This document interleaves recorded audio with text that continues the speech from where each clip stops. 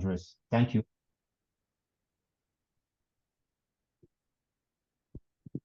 Hello, everyone. Good morning, good afternoon, whatever the time is at your various locations. Please, could you confirm that you can hear me? Yes. Okay.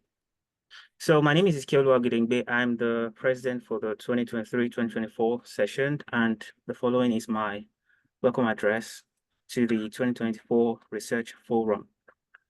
Esteemed guests and participants, I consider it a great privilege to welcome you to the 10th Annual Research Forum of the Association of Nigerian Students in Hong Kong. Today's meeting marks a notable milestone, a decade of spirited discourse in the service of academic cooperation and excellence. The ANSHK is indeed honored to have every one of you join us on this epoch-defining occasion. Over the years, our forum has grown into a vibrant platform that unites Nigerian scholars of different origins and intellectual orientations in Hong Kong and beyond. Among others, our gathering facilitates knowledge sharing, critical discourse, and multidisciplinary collaborations in the quest to answer the important questions regarding human societies, human activities, and how to make our world better than it is presently. All this takes place in an atmosphere geared towards celebrating the Nigerian identity, fostering intellectual growth, and promoting the proliferation of impactful research. To all participants, members and non-members alike, your presence reflects your dedication to exploring the vast and vibrant world of human knowledge. We would like you to know assuredly that we are thrilled to have you be a part of this community. To our esteemed keynote and guest speakers, we are immensely grateful that you answered the call to share your invaluable expertise. We eagerly await the insights you will share, which will undoubtedly inspire and motivate us to reach new heights. Although we have been gathering online for the 5th year running, we recognize the unique advantages this format offers. The virtual landscape dissolves the geographical boundaries and allows us to connect and learn from each other, regardless of physical locations. This way, we can tap into a global network of scholars, researchers, and innovators, and we are excited to harness this collective potential. Notably, on behalf of the association, I would like to express profound gratitude to the organizing committee led by Dr. Orisaremi Kelvin. The team puts in an immense amount of effort to ensure that the forum is the success that it is today. Your commitment to advancing research excellence and knowledge sharing within the community does not go unrecognized. To all the participants, I encourage you to embrace this opportunity to learn and network freely. May this 10th annual research forum exceed your expectations, and may the knowledge shared within these virtual worlds illuminate our paths towards a brighter future. Once again, I extend a warm welcome to each one of you. Thank you. Okay. Thank you, President, for your welcome address. So I would like to inform the audience that before we proceed, it's customary for us to introduce our patron, who is our father figure here in Hong Kong, in the person of Professor Marafa. But before I usher him, I would like to read his biography. So Professor Marafa is a professor at the Department of Geography and Resource Management and the director, Master of Social Science in Sustainable Tourism at the Chinese University of Hong Kong. He holds an MSc from Moscow in agriculture, a PhD from the United Kingdom in land resources planning, and a PhD from Chinese University of Hong Kong in geography, and is a recipient of numerous academic and teaching awards. Prof's research interests include soils and environment, natural resources management, ecotourism and natural heritage, tourism and environment. Professor Marafa has to his credit numerous articles published in various peer-reviewed journals and has presented papers at many international conferences. Beyond academia, Professor Marafa is a good ambassador of Africa in Asia, which is evident in the service as the regional coordinator for the new Partnership for Africa's Development Business Group and the coordinator of the African Business Roundtable in Asia. So before I share him, please, if you have any questions, we suggest you contact him by email because he has a very busy schedule. So of course, we will leave his email on our website, and then you can always reach out to him anytime for questions or any of course connections too. Yeah. So that will be all. I'll now call on Professor Marafa to give his address. Thank you, Prof. Thank you very much for the introduction, and I'm very happy to be here. Like I always said, I'm very proud of this group. I know I have 10 minutes, but I have a very short PowerPoint. If you can allow me to share, that will be fine. Okay. Yeah. Are you all right? Yes. Okay, good. Can you see this? Yes, yes. Okay, good. Yeah, so when you told me to come, I mean, I have been here for the most of the sessions you had, but this one was a bit special. When you asked me to come, I was basically out of town. I was in other places, ending up with South Africa. But your topic is engaging global sustainability issues through collaborative research and AI-driven. And in my last travel in the month of May, this actually was similar to what was being covered, but I will go ahead and just talk for maybe 8 minutes and then allow you guys to move on. AI certainly is playing an increasingly important role, particularly in sustainable development. I think most of you know this. Again, like I said, you are the researchers. I am simply the information carrier. I'm not researching in this. But, you know, emerging technologies are very much what we need, certainly in Africa and of course, other parts of the world. But for Africa, these will be able to transform you know, the societies. So I decided to specifically, you know, focus on Africa because I think for me, this is basically, you know, the next stage, you know, of humanity. But, you know, we have to remember that AI actually has been in existence for almost 70 years. It is basically, you know, the technology that has caught up with what we are doing now. And we can go back, you know, in terms of texting, in terms of messaging, in terms of imaging, you know, from black and white to you know, to colored, from pixels, large pixels to smaller pixels, in remote sensing technology, you know, and all that. So we basically have all that, particularly also in sharing. So there has been advances in deep learning that basically facilitate, you know, doing tasks like, you know, image recognition, for example, modeling text, you know, video, and essentially decision making, which, as I will end now, you will see that decision making is actually very important, you know, for us in every context. So there is a lot of work going on, and there is also innovations that are basically, you know, happening. So in the last few years, and this part is actually part of, again, what I presented last year in Beijing, there has been a huge contribution to Africa's, you know, GDP. And we are looking at that towards 2035 when we are expected to, you know, facilitate or celebrate what we call the Africa that we want. In sub-Saharan Africa, there are 3 countries that stand out, you know, Kenya, Nigeria, you know, and South Africa. But again, I will reserve these comments, you know, a little bit, you know, for the later. And in that context, we are also seeking solutions. Solutions are many, but I thought I will share this because we need to know that in AI and the current technologies, we are not doing badly. But if you look at the global context, we are actually at the tail end, which is not basically, you know, surprising. But if you look at the result of 2021, then you will notice that Africa basically Africa basically spent so much time on fintech. Well, good or bad, but that's what we are seeing. But there is also e-commerce going on. There is health issues going on, you know, and essentially others with AI basically in 2 percentage points. So in this sector, in the AI sector that we are looking at and other, you know, facilitators, we have growth of about 47%. And that is huge.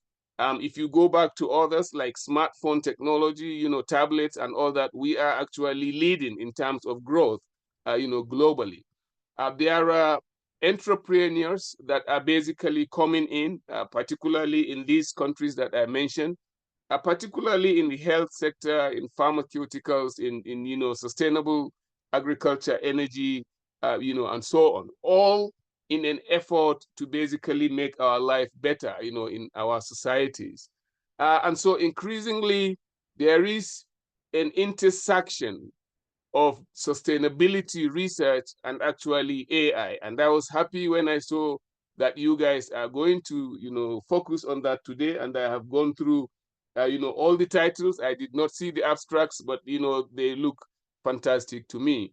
So AI and data-driven technologies are basically key, to driving sustainability. Again, like I said, particularly in Africa, we need to use this for the optimization of resources that we do have, for our supply chains, for efficiency, so that we can be able to transform our industries with data-driven management. And that will essentially accelerate, sustainability.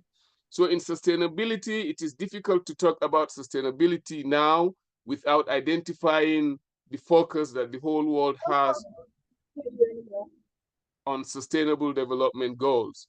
So here I just thought maybe 3 will do, goal number 2 on hunger, and of course agriculture, goal number 3 on health, and goal number 7 on clean technology, leaving others, like climate change and so on.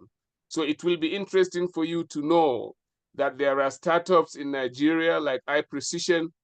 You have Uji Kilomi from Kenya, you have Apollo Agriculture, again from Kenya, you got others from South Africa that are basically tackling zero hunger, and that is paying attention to sustainable agriculture and precision agriculture. We have others in health, like Envision Deep AI. We have, Access Afia. Last month, there was this health AI and health technology exhibition in the Hong Kong Exhibition Center. I'm not sure if some of you have been, but some of these that came from Africa were actually displayed. In energy, we have our energy in Nigeria. We have Nithio in Kenya. But again, energy is a life in stock, particularly for Nigeria and also, of course, for South Africa. So in the African educational institutions, universities that we all belong, we are basically looking at a huge leap because attention is being paid to AI technology. And that has facilitated a few examples.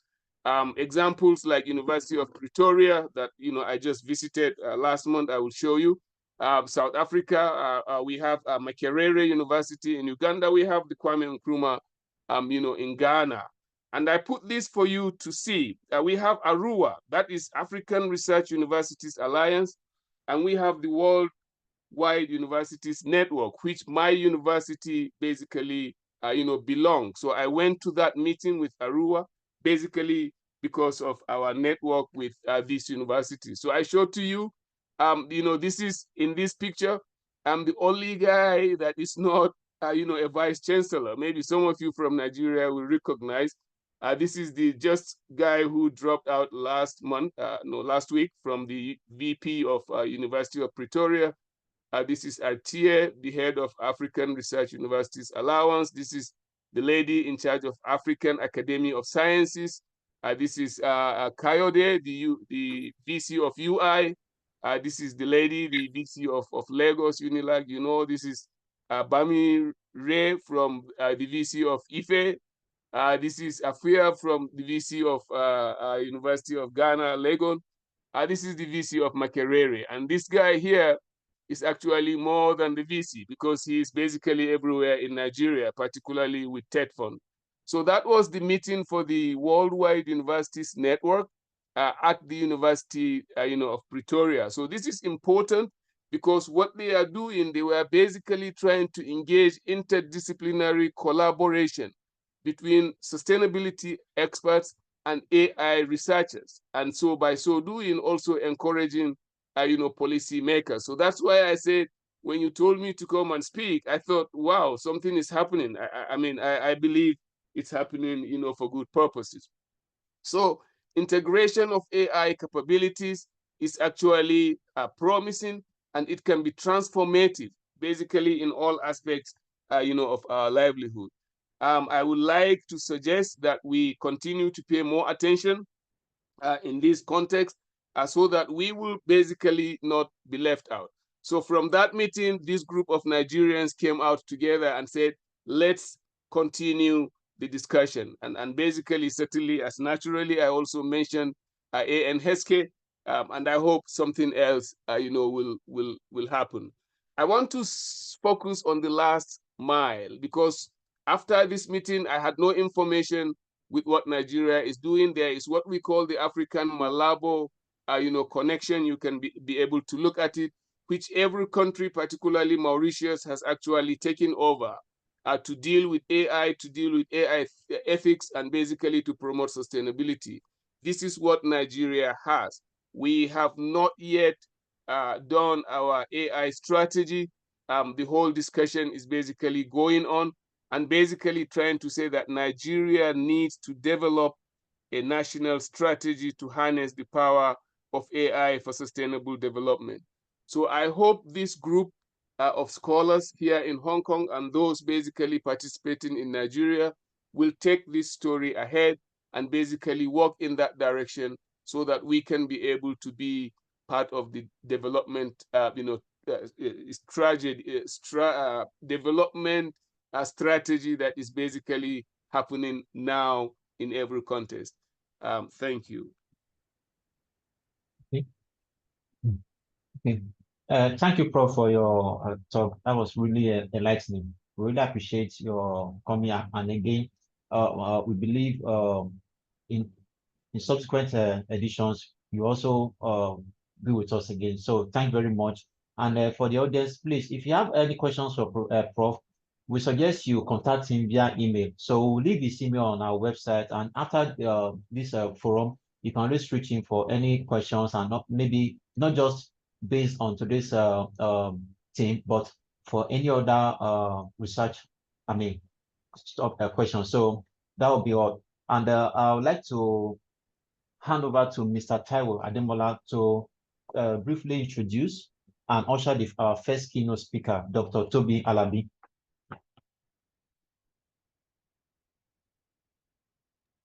Okay, right now Mr. Taiwo is not available, so I'll be taking the citation for Dr. Toby.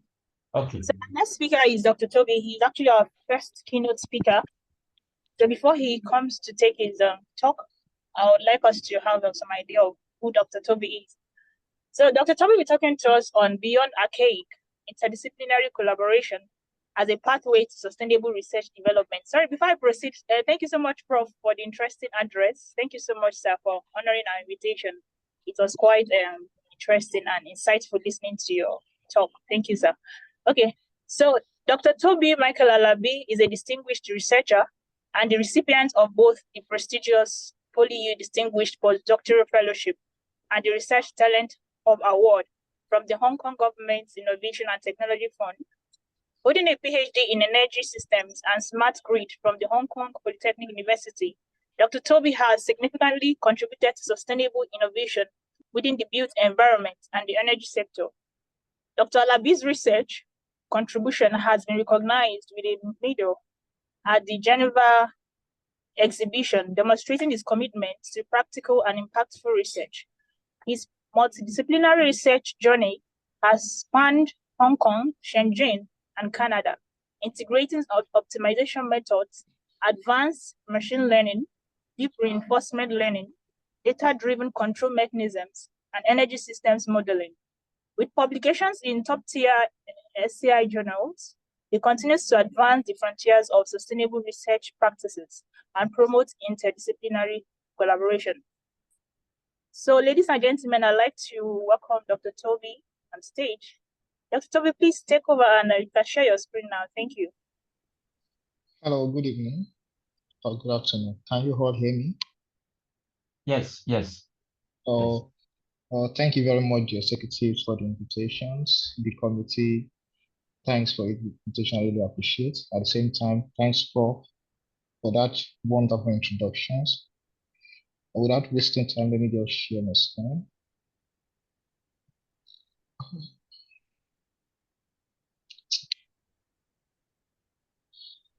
Yeah, can you see the screen? Okay. Okay, thank you. I'll be talking on Beyond Archaic, interdisciplinary collaboration as a pathway to sustainable research development. Yeah. So just about 10 minutes. Okay. First of all, I just want to mention that every research is unique. You know, be it in social science, be it in you know, research within Nigerian context. Every research is unique in some way. At least you are torchlighting a particular area, illuminating the dark spots.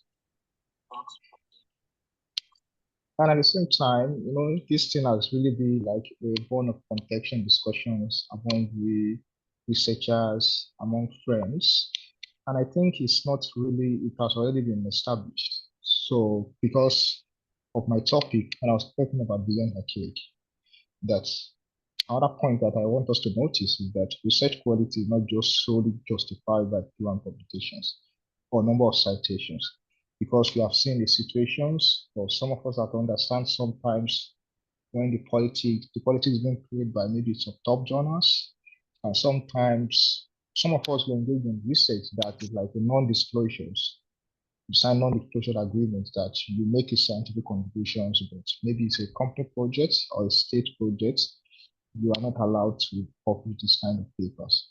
Or maybe if you need to publish, maybe you just quickly need to show a proof you submitted to either Q1, Q2, Q3, however they wrote it,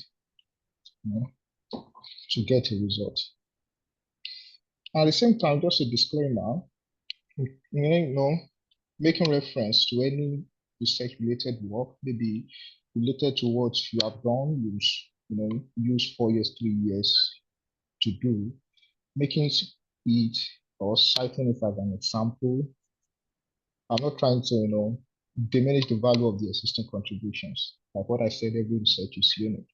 We just want to look at it, how to expand the scope. So when we're talking about research, to me, research just mainly composes, let me just say the two key points, the research problem, the research methodology. I know that some of us are also familiar with maybe research questions, the case studies, but I think two aspects, the main research body is combined to research program and research methodology. And when we combine these two approaches together, at the end of the day, we are going to have the research findings that we're going to present. Now, when we're not talking about archaic in the context of appropriate here, just means, rigid methods that rely heavily on the single disciplines approach. That is, the research problem is within this particular discipline. The research methodology formulated is still based on what has been established in that discipline. And it does not mean lack of contributions. It does not mean lack of contributions. So the only thing is that maybe it overlooks broader implications and interconnected factors. Because when we are talking about research, nowadays no research stands alone. If you're working in social policy, sometimes it extends towards artificial intelligence ethics. It extends beyond this, beyond that confinement of that department. At the same time, it can be limited due to its narrow focus. So that is the archaic in this, that I'm trying to introduce in this aspect. It doesn't mean there's no contribution. Definitely there's contribution. It just means that established method in your discipline. And sorry, Dr. Toby, sorry to interrupt you. Could you please be more audible? We are struggling to hear you. Thank you. Oh, sorry. Can you hear me clearly now? Yeah, it's a bit better now. Okay. So it can be limited due to its narrow focus. Now, a typical example, just for illustration purpose, I have a construction background. So just imagine somebody working on construction, workers' health and safety. And the problem is maybe lack of effective health and safety implementation on construction sites in Nigeria. The normal approach that I'm familiar with this field is sometimes questionnaire interviews, statistical analysis. At the end of the day, you identify barriers, enabling frame factors, and you develop a framework. But one thing about this kind of approach is that research is combined within single discipline practice. At least I'm familiar with this. And at the same time, it fails to address complex or multifaceted problems. How do you quantify the framework you develop, its implementations? You understand? How do you measure that if the output, your suggestion framework, if it is implemented, how do you quantify it? And the main thing is that research is evolving. We are moving towards innovative approach that is going beyond traditional boundaries. And the idea is to achieve sustainable research development, in which any research we engage in doing, especially postmasters, after masters, PhD, after PhD postdoc, or those of us that find ourselves in industry or doing, maybe we find ourselves as a researcher, we want to do a research for a long-lasting, that has impactful research outcomes, and at the same time that can adapt to the future challenges, especially in this 21st century that everything is tilting towards automation, smartness, how you want to automate the tasks rapidly. And the idea, the main criteria is that there is a paradigm shift that is beyond the norms in the discipline. There will be broader perspective. At the same time, it has a broader impact. Now, I will read. To achieve this, we can achieve it through interdisciplinary research. And interdisciplinary research is then defined, as I stated here, that is, integrate information, data, techniques, tools, perspective from two or more different disciplines. And at the same time, when it talks about collaborative research, that is, you are partnering between two or more parties, like this, someone in social sciences partnering with someone in maybe computer science, or partnering with someone with AI knowledge, or partnering with someone in medical field, in order to have a sustainable research that has a broader impact. And the reason for this is to have a more comprehensive research outcomes. And if you synergize this approach, it enhances your problem-solving capabilities. Now, what are the strategies based on my own just little experience? Number one, how do you want to introduce interdisciplinary before moving to collaboration into your research? One of the things to look into is data collections. What is the norms in your field? And what is the innovative data type collection from other disciplines? How can you consider it in your own field? We have research methodology.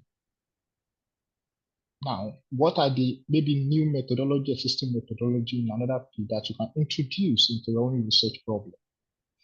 We have maybe your projected or expected research application or applications. And at the same time, how can you try to enhance the broader implication or quantifiable expectation? In summary, talking about interdisciplinary research just means that extending the scope, any aspect or combination of research aspect beyond the norms in your discipline. And a typical example is one I just want to share is one of my work. In this type of work is maybe we can call it energy system related research. But at the end of the day, we consider different reinforcement learning techniques to solve the problem. We consider mathematical optimization to solve the problem. That is the kind of extending methodology beyond the norms in the discipline. Because the norms in the discipline is maybe you do a simulations and you try to consider different case scenarios. Now you try to extend the scope, not just planning. You extend the scope, okay, I want to plan, we want to predict, at the same time we want to control.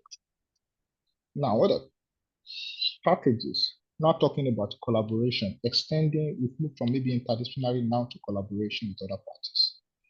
You can collaborate with other parties, other researchers, different in your discipline, by fostering open communication with them, discovering your research problems with them. By doing that, you can establish a common goals or objective. At the same time, you can use collaborative tools. We have a lot of, AI, a lot of, tools available now that enhance collaborations. From fostering your communication with the research that you know that it can bring about, make your discipline or your research to be more, to have a sustainable outcomes. Those are the kind of things you can engage in. Regular meeting with the persons, with the group of the person, you schedule a meeting, you discuss.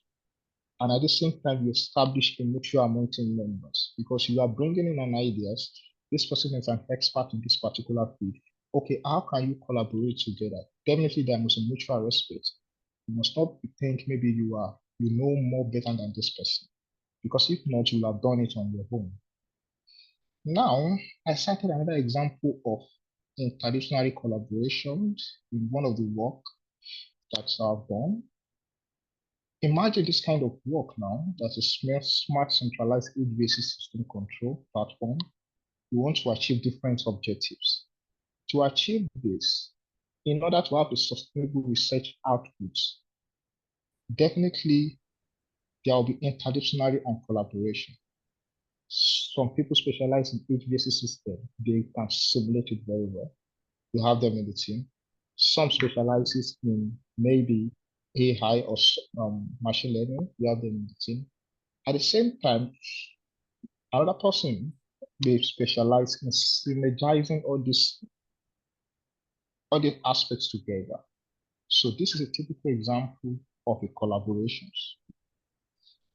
The final example I'm going to give, let's just imagine the situation in Hong Kong, like smart urban island with mitigation compliance. Hong Kong is very hot now. In this kind of projects, you can have a building science expert. You can have somebody that specializes in BI because you want to develop the tools that you use to evaluate at the design stage if that building's design complied with urban highland mitigation. You can have somebody specialized in CFD simulation experts, that is to simulate the situation of the flow of the air, the characteristics. You can have somebody also specialized in GIS because we are talking about like urban communities. This is a typical example of interdisciplinary collaboration projects. Now, despite the benefits that we want to have a sustainable research outcome, we want to enhance, broaden the perspective of our research group, it is have some challenges. I just try to summarize them here. Different terminologies, different methodology. At the same time, if we are working with people from different societies, sometimes we have some different cultural perspective. I was discussing with a colleagues, trying to do some work together. My understanding of data in time series is different from the understanding of data at that time. So we have a little misunderstanding. So, sorry, I'm hearing myself. Okay.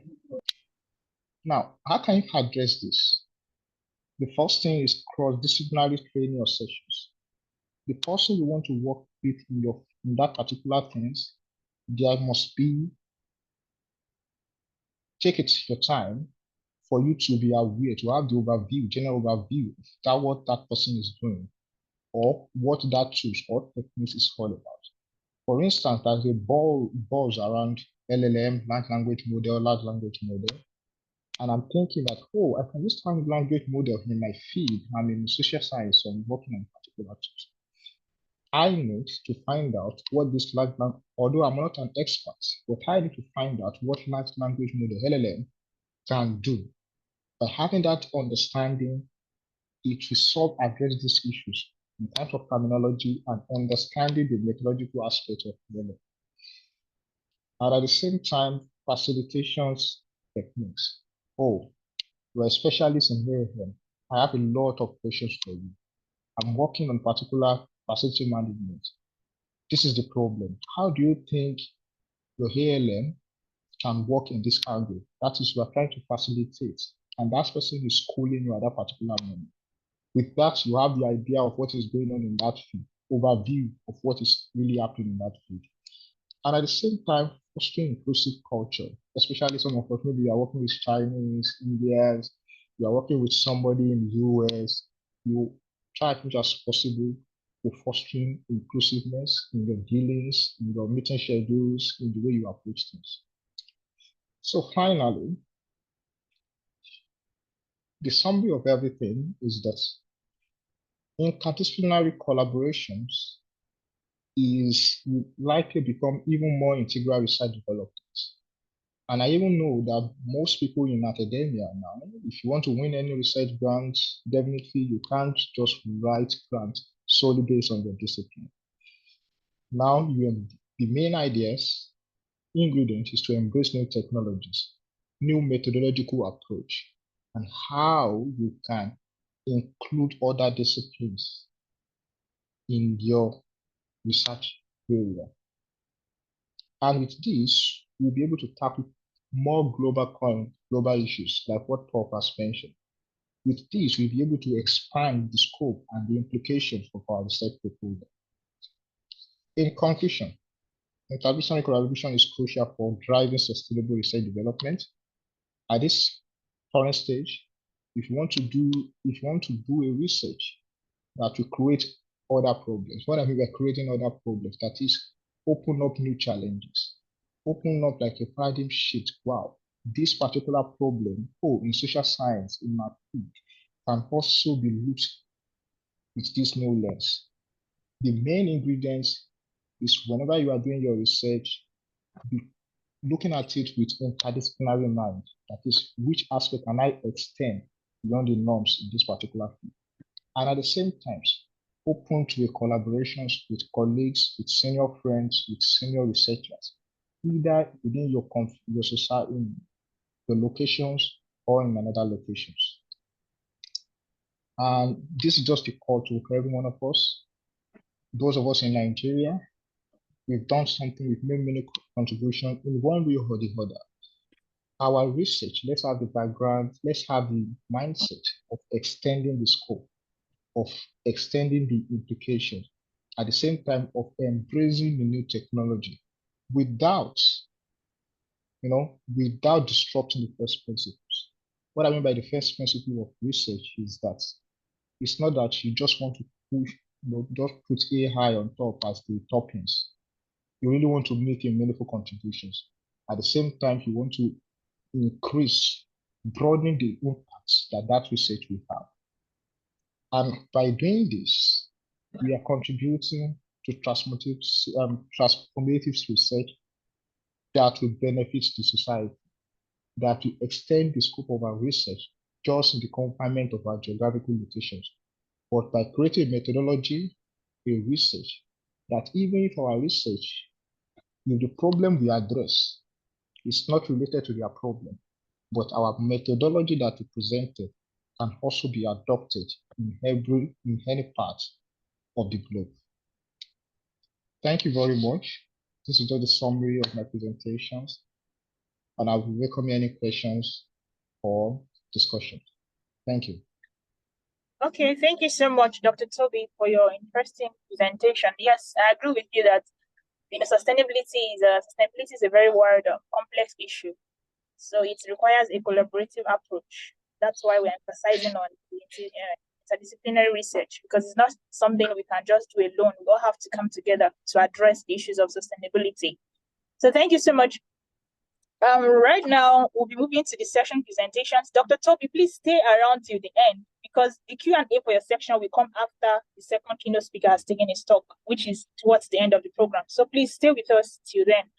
So right now, we're going to the session presentations, and I'll be calling on the moderator for the science and tech session to take over for our session. Mrs. Hasifat, please take over. Thank you. Okay, everyone. I'm Shitu Asfat Abiola, a master's student of Social Entrepreneurship and Innovation Management, Lingdan University, and I am the moderator for this science and technology session. I'm excited to inform you that we have 9 paper presentations and 1 guest speaker. For this session, it will last for 1 hour, 4 minutes. And each paper presenter will last for 6 minutes, and the guest speaker for 10 minutes. I encourage you to actively engage the presenters at the end of the presentation for this session via chat room, and there will be a question and answer session, 7 minutes question and answer session after this. So hold on, please.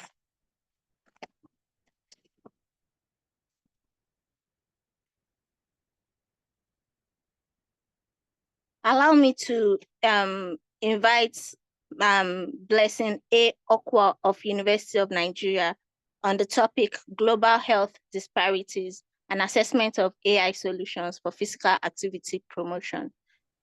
Miss Blessing, you can share your screen. Okay. You can share your screen. Okay.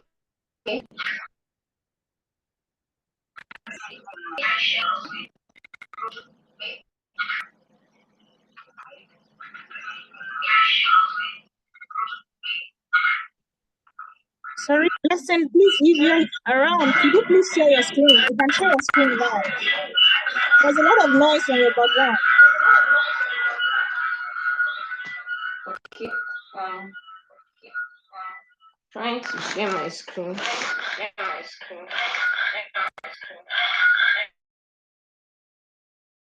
And if it's possible, could you mute one of your devices? I think that's what's causing the echo. Miss Blessing, could you mute one of your devices?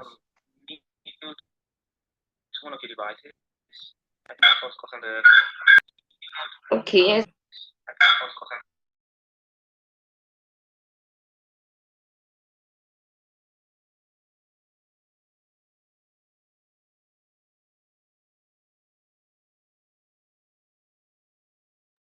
Okay, moderator, please, let's go to the next speaker. Then when she's ready, let her share. Thank you. The next paper presenter for this session is Chidinma Egwatu of University of Nigeria. Our topic is on influence of home factors on student achievement in physics. So Ms. Chidinma, kindly share your screen.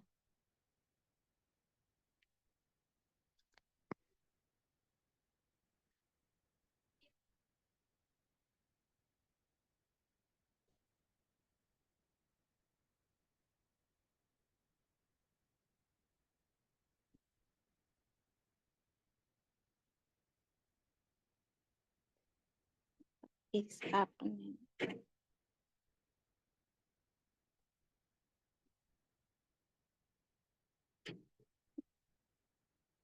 Hello.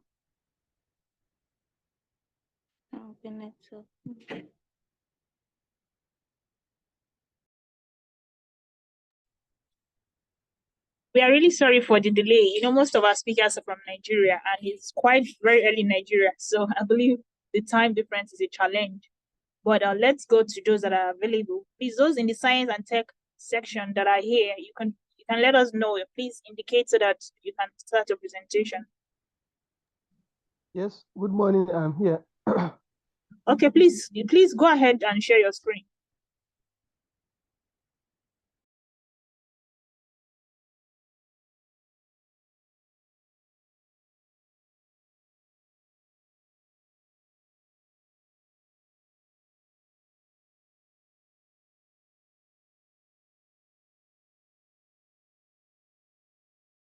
Oh, can you see my screen?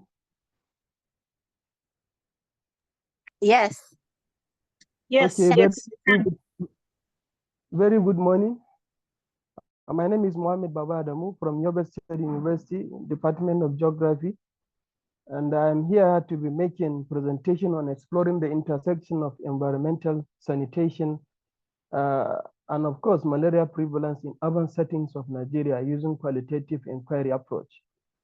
And the background, malaria is a widely reported life-threatening disease. And based on the 2023 malaria report, the world has recorded 249 million global cases. And out of these 249 million cases, 94% are in Africa. And of course, 27%, which is about 68 million of the cases are reported in Nigeria. This threatening disease is also affecting Yobe State, where 1.8% of the reported cases in Nigeria are from Yobe State. And similarly, more than 600,000 of the cases are from Potiskum local government alone. This is very remarkable and of course very threatening because of the nature of the disease and of course the living condition of the population. And considering the nature and the behavior of the disease, there are many factors that could be attributed to the transmission and of course prevalence of the disease. But then environmental sanitation could be one. As a result of that, it is important and imperative for this study to now explore the interplay between the environmental sanitation and of course the malaria prevalence in this part of Nigeria. Then using qualitative approach, the study relied on three basic questions. One is, how does environmental sanitation in and around human dwellings influence malaria prevalence? And the second one, does sociocultural and economic factors affect locals' exposure to malaria disease? And the third one, what local interventions are the locals using to address the surging malaria cases in the study area? And of course, in an attempt to achieve this, the study now aimed to explore the influence of poor environmental conditions on exposure to malaria prevalence. Qualitative approach that the study is relying on, the study basically used focus group discussions with 12 participants. And for the second, the group discussions, then the participants were sampled using multi-stage approach. Multi-stage in the sense that various income groups, the high, the middle, and the low income groups, these three categories, there was representative from each of the three categories, from the high income, middle income, and low income groups. Equally from the educational group, those with basic education level, those with a post-basic education level, and those without even formal education are also represented with one individual from each of the groups. Then the gender balance or the gender equality there, male and female are also represented. Then in terms of age, those from 18 years and below are represented by one. And of course, those above 18 years are equally represented. Then being a complex environment where we have the chemistry of Christians and Muslim population, then one from each of the two religions are also represented in the group. But the data generated through this were thematically analyzed. And now this will take me to the findings of the study. Well, malaria risk was linked to poor environmental sanitation by 75% of the participants. After now asking the critical question and the responses they attached from the participants, about 75% of them heavily believe that the risks of the population to malaria prevalence could be tied to the the environmental conditions that are there in the environment. And this poor environmental sanitation could be the stagnant water that is in and around the human dwelling, and also the poor disposal of the solid waste generated, and of course the liquid waste generated from the households. This is also shared by about 65% of the participants.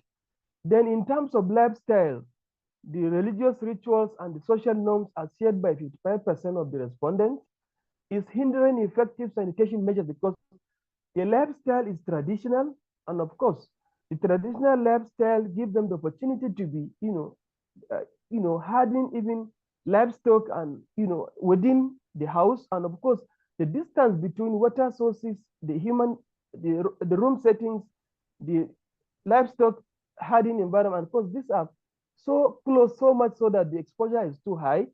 And of course, the practices of the religion that we have, the Muslims who are naturally Hello, Mr. Adamo, you have 1 minute left.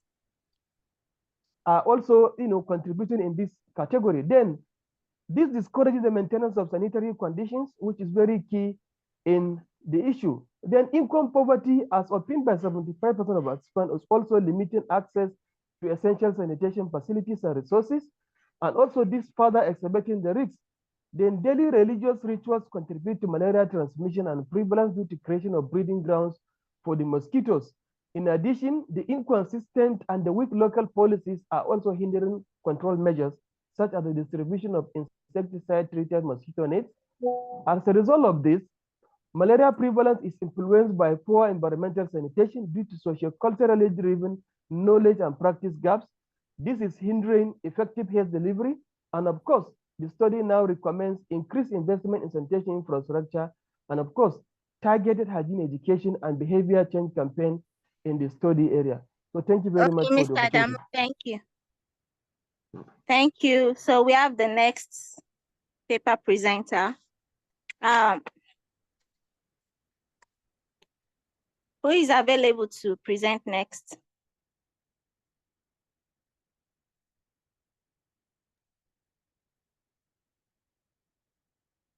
Lesson, are you ready I'm now? available. Lesson, are you ready? Lesson. Oh, Yes, I'm ready. okay, please share your screen. You have 6 minutes for presentation. Okay.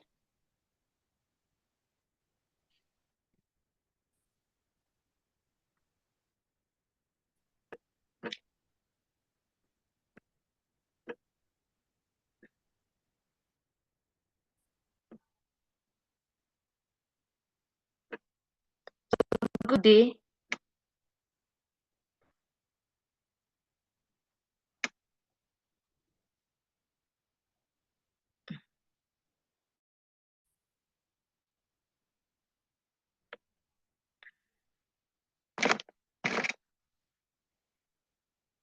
Good day. Sorry for the time. My name is Blessing Oko, and I'm here to present a research work carried out by Dola. The research is on global discrepancies and artificial intelligence.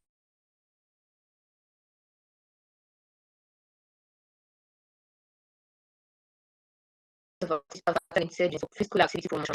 So we are going to emphasize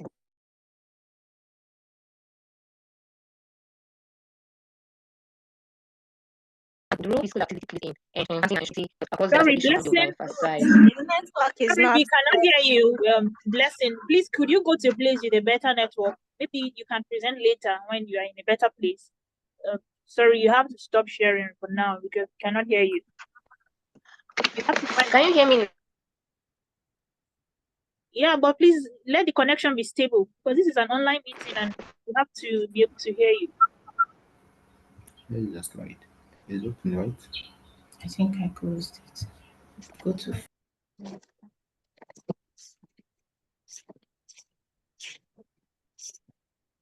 Victoria Additional, please, could you start your presentation? Okay. Okay. Victoria Additional. Yes, I'm here. Okay.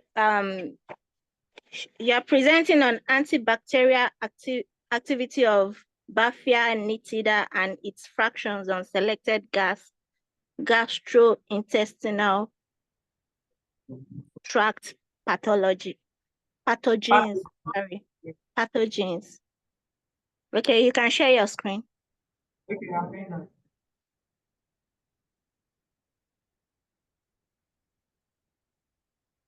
It's my network. It's trying to load.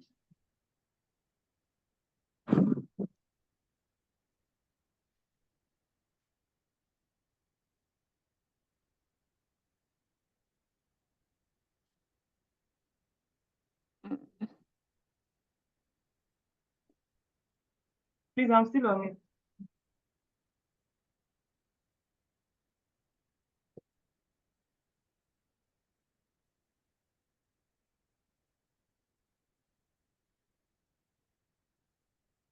One minute, please.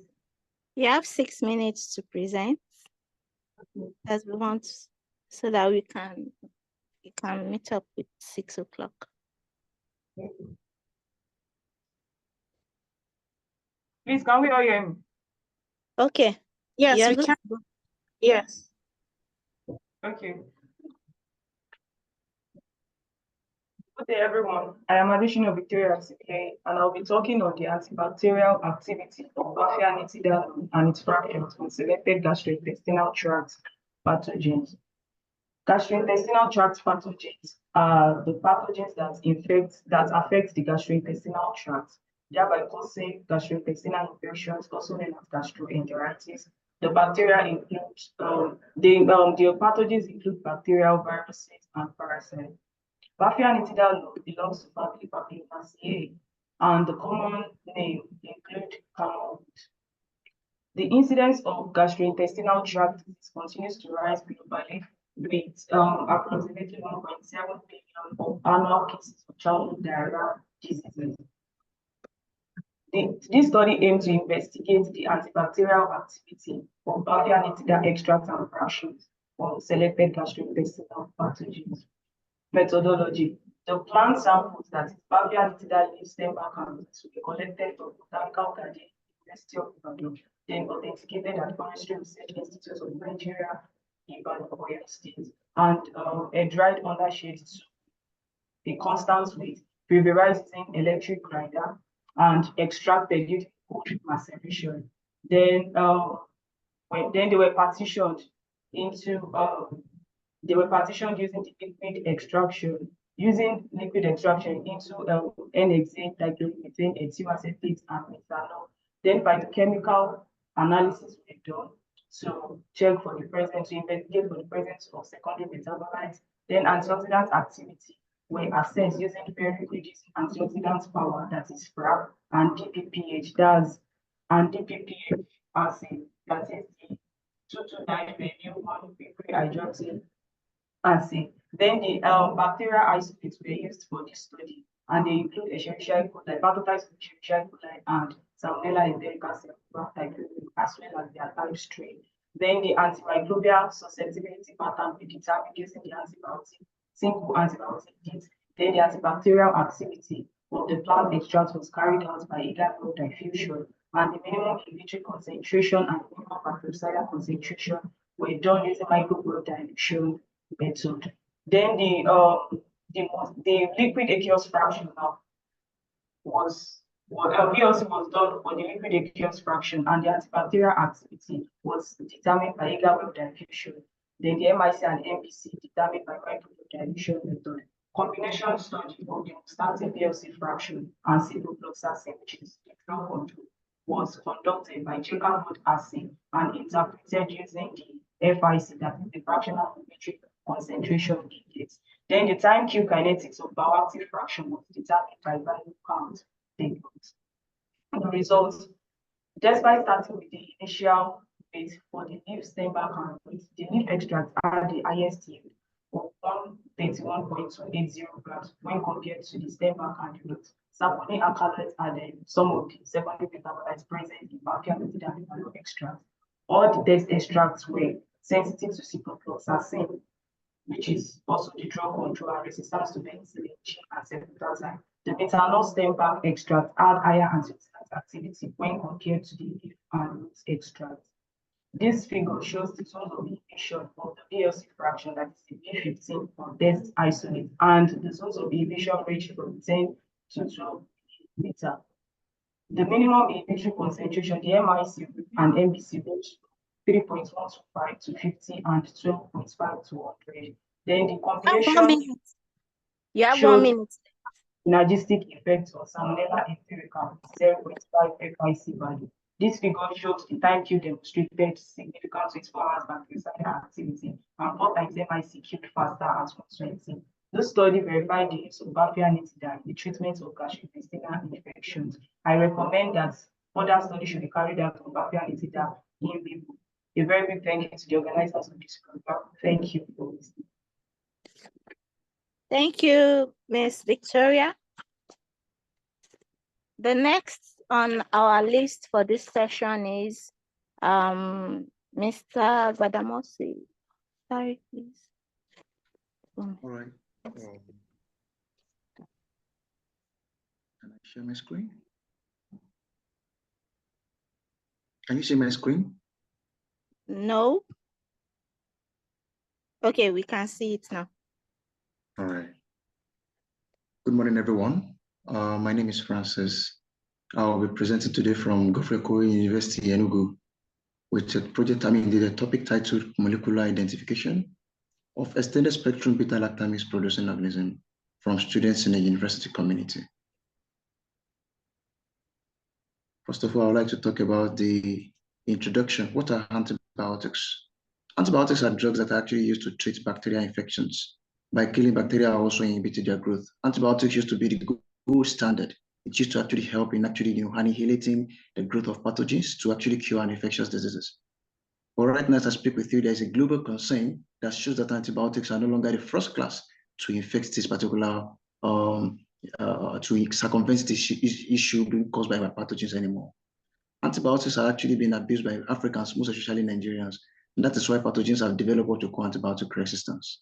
And this antibiotic resistance, we have different classes of antibiotics. So I'm going to be narrowing my presentation on extended spectrum beta-lactamase, which is actually an enzyme being produced by a particular organism or a group of organisms to circumvent or to actually resist against beta-lactam antibiotics. We have different classes of antibiotics.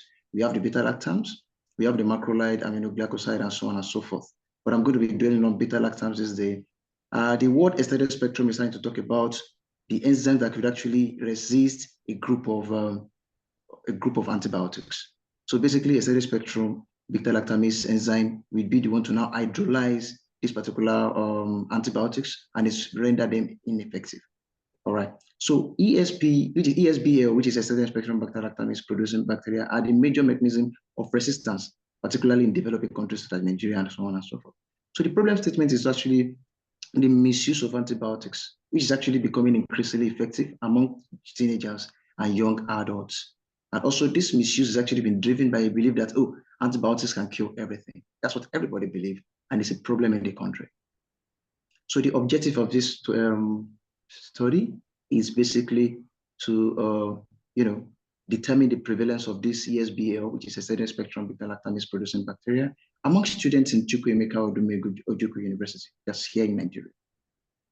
All right, so this is a methodology, a graphical representation of the methodology, but I'll quickly take it at this point. We actually have 70 students. We went to the school, Chukwuemeka University. We spoke with 7 different students. So we got midstream urine from them.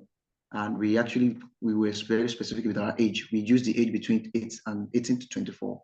So thereafter that, we got their midstream urine, where we actually culture them. We isolate all the organisms on them. I used 3 different media. I used McConkey, Cetrimide, and Salmonella Shigella medium. From there, I did some kind of biochemical test to identify and also isolate some particular organisms we are looking for. After this, I did antibiotic sensitivity testing, which actually include multi-antibiotic disc that talk about levofloxacin, ofloxacin, and so on and so forth. Then eventually, there is a molecular identification of some primers. These primers are the ones that actually, when we talk about molecular identification, they're the ones that actually they detect the gene that is responsible for that production of that beta-lactamase, that enzyme. So we did the molecular identification, and we got sulfihydryl primer. We also got the one of beta-lactamase antibiotics we talk about oxaxylane genes and so on and so forth. So these particular primers are the ones that particularly talk about them. So the results, isolate identification. Out of all these 70 students that we got their midstream urine, we noticed we got 75 isolates from this, which actually come from bacteria of Enterobacteriaceae family. I have Proteus species, which actually cover almost 43% of the organisms isolated. I have Escherichia coli, which cover 37%, and Klebsiella species, usually Klebsiella pneumoniae, which actually cover the 20% of the isolated and isolates. After that, 75% of all these extracted isolates actually show resistance against the tested antibiotics, according to UCAST 2021 standard. And at the end, we confirmed that there is an increase, confirmed by an increase in inhibition zone of diameter greater than 5 millimeter of, in the diameter shown. I'm going to show you the next slide. We talk about so we can see the DDST. We talk about the phenotypic confirmation of the ESBL production using double disc synergy test method. And for you to actually confirm that we have this ESBL, we have the primers. But I must have 1 minute left. Okay, thank you. So this is actually the picture that actually talk about the representation of what the PCR talked about. This is actually above 1,000 base pair. Okay. Then apart from that, these are the genes and the sequence after the whole thing. These are all the genes representing the ESBL production. So this is the implication of the results. Presence of ESBL producing bacteria indicates high risk of treatment failure in the society. And that shows that there is actually a misuse of this drug. So the conclusion is the study highlights the prevalence and resistance profile of ESB of producing antibacterial among the university students. And there's a critical need for stewardship, antimicrobial stewardship, to get them out to actually make use of these antibiotics. And also there should be an alternative therapy to be used for this particular event, because you know that antibiotics are no longer useful again. So we want to use a nutritional intervention, making use of, deriving some beneficial microorganisms like lactic acid bacteria, bacillus species, and so on and so forth to circumvent this particular program. And that's been shown to actually be effective. So it's recommended that there should be there should be a proper education, and as well as making use of nutritional therapy as an alternative therapy to this antimicrobial resistance. Thank you so much for this opportunity. Okay, thank you. The next to present. Sorry, before you proceed, yeah, I just want to announce that if you're supposed to present and perhaps you have some network issues, you can send your slides to email. I already dropped the email in the chat box. So send your slides, we'll present from here, but please make sure you are audible enough because we have to hear you to be able to assess your presentation. And after the presentation, if you have questions, please note them somewhere. After the guest speakers talk, we'll be having the Q&A for this session. So please keep your questions to answer. We'll attend to them later. Thank you. So okay, the next speaker is Blessing Ogwo. Blessing Ogwo. Okay. I've already shared my slide, okay. Good day, my name is Blessing Ogwo, and I'll be presenting a co-authored research carried out by Okunlola Davids and Oko Blessing. The research is on global health disparities and assessments of artificial intelligence solutions for physical activity promotion. Okay, next slide. Considering the Sustainable Developmental Goals, one of the major key goals is good health and well-being, and the role that physical activity plays in promoting and ensuring quality health across diverse populations cannot be overemphasized. However, physical inactivity has posed as a major barrier to achieving these Sustainable Developmental Goals. According to World Health Organization, physical inactivity is the failure of an individual to meet up with the 120 minutes moderate physical activity or 70 minutes of high intensity physical activity within the week. And according to World Health Organization, a sizable proportion of the world does not meet up with this recommendation, which has led to an increase in mortality rates. Therefore, this calls for action on strategies and ways to improve physical activity across populations. Therefore, there is need to partner with other interventions to ensure the achievements of this goal. And this research on global health disparities and assessments of artificial intelligence solutions for physical activity promotion will be looking at evaluating the effectiveness of artificial intelligence solutions in bridging these discrepancies by encouraging physical exercise, and also investigating how artificial intelligence can be utilized to mitigate these disparities in physical activity levels and enhance general health outcomes. Next slide. And in this research, a systematic research approach and keywords that we looked up research and articles on promotion of physical activity through artificial intelligence, and also articles that study the assessment of artificial intelligence solutions for physical activity promotion. The PubMed, Google Scholar, Emerald, and VHL were among the database that we looked up for the articles. Okay, and next slide, please. Okay, this is a Prisma diagram, and this shows how we arrived at the number of articles or research works we used for the study. So while looking out for looking at the various databases such as PubMed, Google Scholar, Emerald, and VHL, a total record of 494,386 studies were sorted, and after the sorting and removal of research works that does not meet the criteria, we arrived at 21 research works. Next slide, please. Okay, so from this Prisma diagram, after the whole subtracting of studies that does not meet up with the eligibility criteria, we arrived at 21 quantitative studies that meet up with the criteria. Okay. Next slide. Okay, from the study, this review included only studies that met the predetermined eligibility criteria.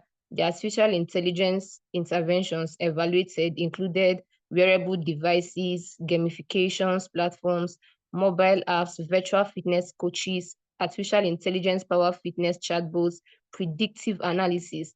And these interventions were found to be effective in promoting physical activity, such as virtual fitness coaches, which provided remote guidance and supports enhancing adherence to exercise routines, and artificial intelligence-powered fitness chatbots, which also offered instant interactions and tailored fitness advice. After the study, the conclusion and also the recommendation, this review revealed that artificial intelligence have the ability to increase physical activity levels significantly and also further improved relative health outcomes in different populations. This study also emphasized that other areas that needs to be addressed, such as data privacy, ethical consequences, the digital gap, and unequal access to technology, and also to fully utilize artificial intelligence and minimize health inequities while guaranteeing better health outcomes. It is imperative to promote equity, inclusivity, cultural sensitivity, and data privacy to ensure quality acceptance. Okay, and this is the references that we looked up. These are the references. Thank you for listening. Thank you, Mrs. Besson. We have next Grace Ikora of University of Nigeria. Kindly share your screen. Grace Ikoroha. I'm sharing my screen. Thank you.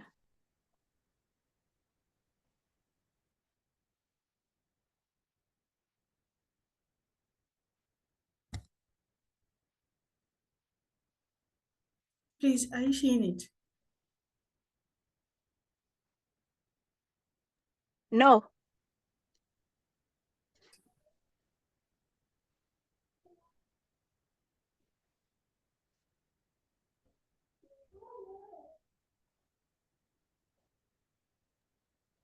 We can see your screen now.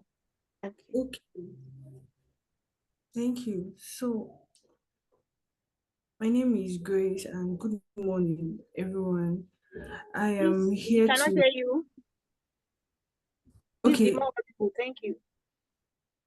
My name is Grace Adai Koroha, and I'm here to present on the topic, the role of ChatGPT in advancing quality education and research. And it will explore how this advanced AI, which is ChatGPT, is transforming the area of quality education, the area of education and research, aligning it with the sustainable developmental goals, particularly the goal number 4. So ChatGPT is a state-of-the-art language modeled. ChatGPT is a state-of-art of language modeled by OpenAI based on the ChatGPT 4 architecture. It thrives in natural language processing, enabling it to understand and generate human-like text. And this makes it an invaluable tool for various applications in research and education.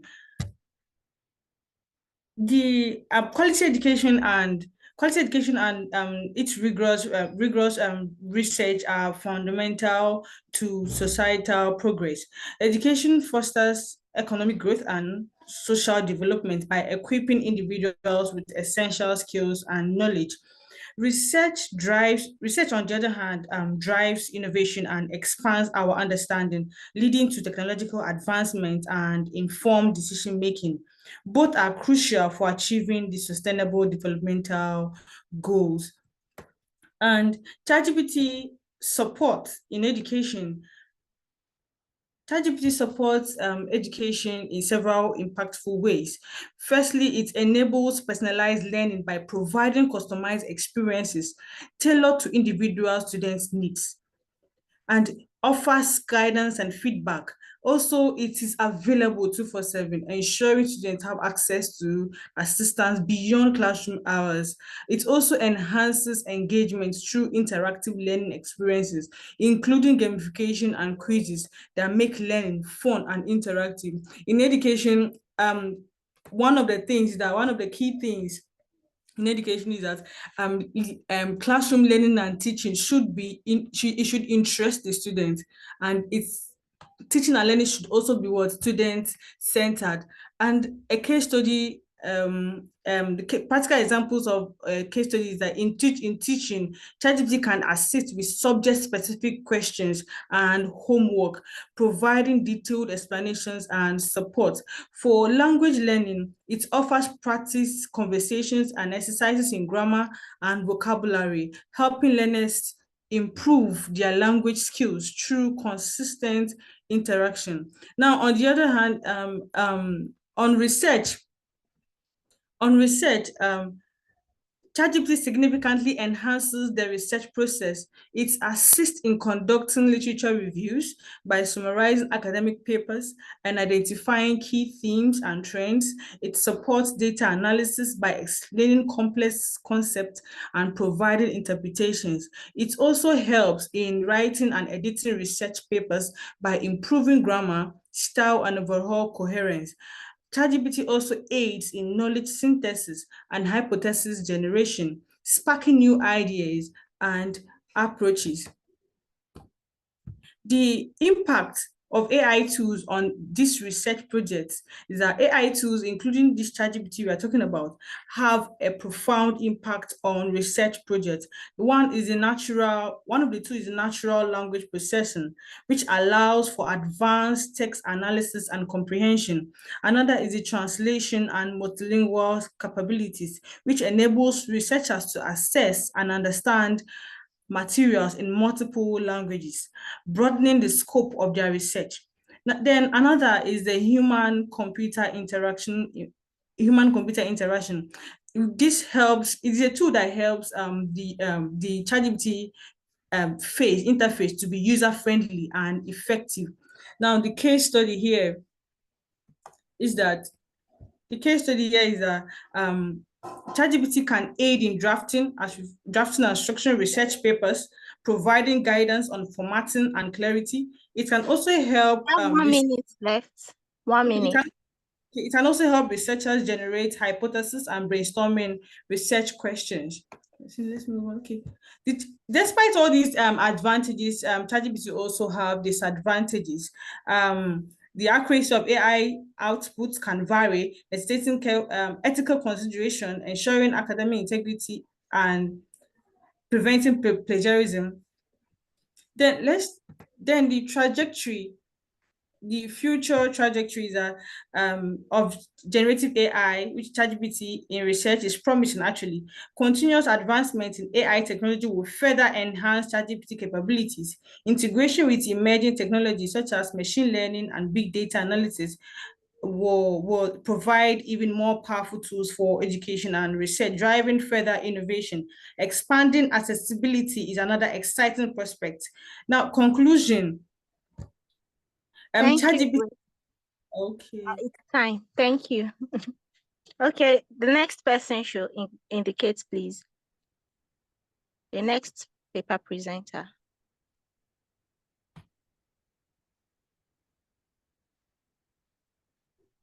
Who's ready to present? We don't have any presenter. We can. Okay, Musa Kamara. Mr. Musa Kamara is ready.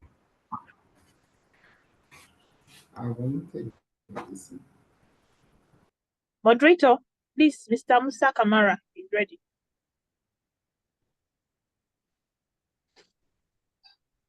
Okay, Mr. Musa Kamara.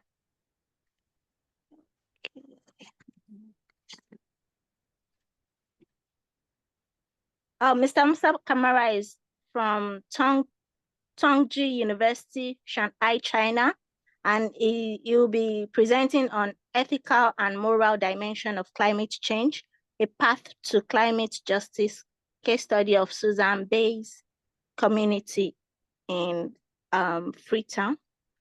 Okay, you can share your screen now, Mr. Musa Kamara.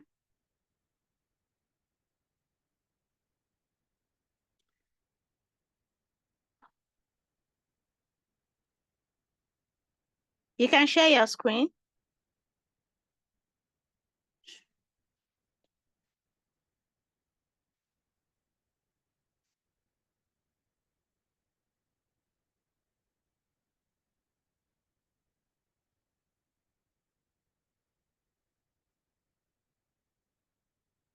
Okay, your presentation will stop by 3:32.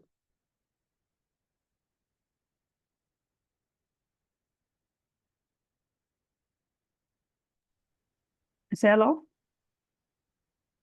Hello. Hello? Yeah. We are with you. You see my screen? You can go ahead and share. Okay. All right.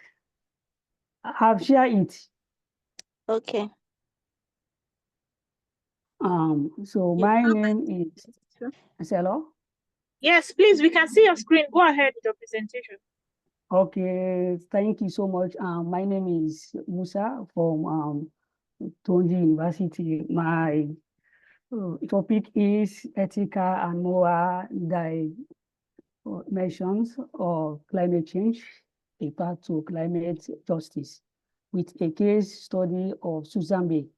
When we talk about climate change has been the most devastating even effect of the 21st century. This is as a result of the greenhouse gas emissions due to human inevitable activities. And my country, Sierra Leone, has been ranked among the 10% of countries that are mainly prone or vulnerable to climate change impact. And the case study, which is Susan Bay, is facing a severe risk in terms of sea level and flooding. So the global surface temperature has even increased according to even IPCC. So in 2015, UNESCO and Commerce, they also came as one and published what we even call the ethical, moral, and dimension to climate justice. This is as a result to help government and other organizations that are working in the development sector for them to add even to the global climate even crisis. So the aim of this study is to promote climate justice, and this study will be significant to goals 1, which is no poverty, goal 3, which is good health and well-being, and goal even 13, which is climate action. So this study is an integrative literature review. So the data base that we use mainly Google Scholar, Scopius, PubMed, and Web of Science. For us to have a comprehensive view, we use the key words which are Susan Bay, ethical and moral dimension, climate change, climate justice, and sustainable development. This was reviewed spanning from 2010 to 2023 with a total of 53 articles. So our study proposed an analytical framework, which is what we call the ethical and moral dimension for the government of Sierra Leone to incorporate this in their national development plans. And these are mainly focused on policy and regulation enforcement, community development and empowerment, community protection. So in discussion, there have been a lot of negotiations that have been able to for us to even achieve climate justice. So we recommend that the government of Sierra Leone should integrate the ethical and moral dimension of value in their mitigation and adaptation even strategies, especially in terms of prevention of scientific integrity and justice and equity. I thank you all. Okay, thank you. So, thank you for the presentation, Mr. Musa. Our next presenter, please indicate. Okay, Mr. Hello. Osman. Hello. Hello. We can can hear you. We can hear you. Yeah. Share Okay, your I'm screen, ready. please. Yeah, please share your screen. It's the time limit. The time is so small. Hello. We can hear you, Mr. Osman. You can share your Okay. screen. Okay, I've done that. We can't see I've it. shared my screen. We can't Hello. see. We can't see your screen. Okay.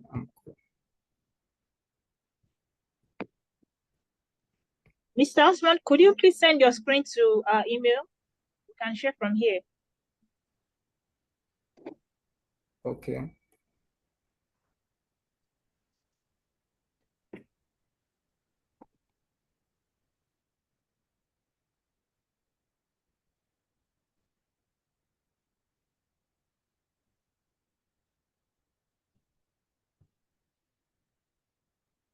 Please, while we wait for the next presenter, in the chats, we have lots of evaluation forms that we've dropped already. So for each speaker, there's a link we've sent. Please help us evaluate the presentation of each speaker. This will help them to improve on their research for future presentations or future research. So please, we'll kindly implore you to help us fill each of the forms and submit. Thank you so much. Yeah, Mr. I've shared my screen. Okay, yes, we can see your screen now. Please go ahead with your presentation.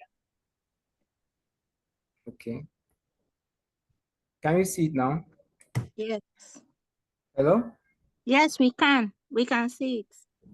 Okay. Good afternoon, all. Standing on the existing protocol, my name is Ugu Osman Oluchukwu, and I'm reporting from Nigeria. I'm here to talk on a paper titled Investigation into the Antioxidants and the Effects of Extract of Cedar linifolia on the liver and kidney functions of malaria-infected mice. Here are my outlines.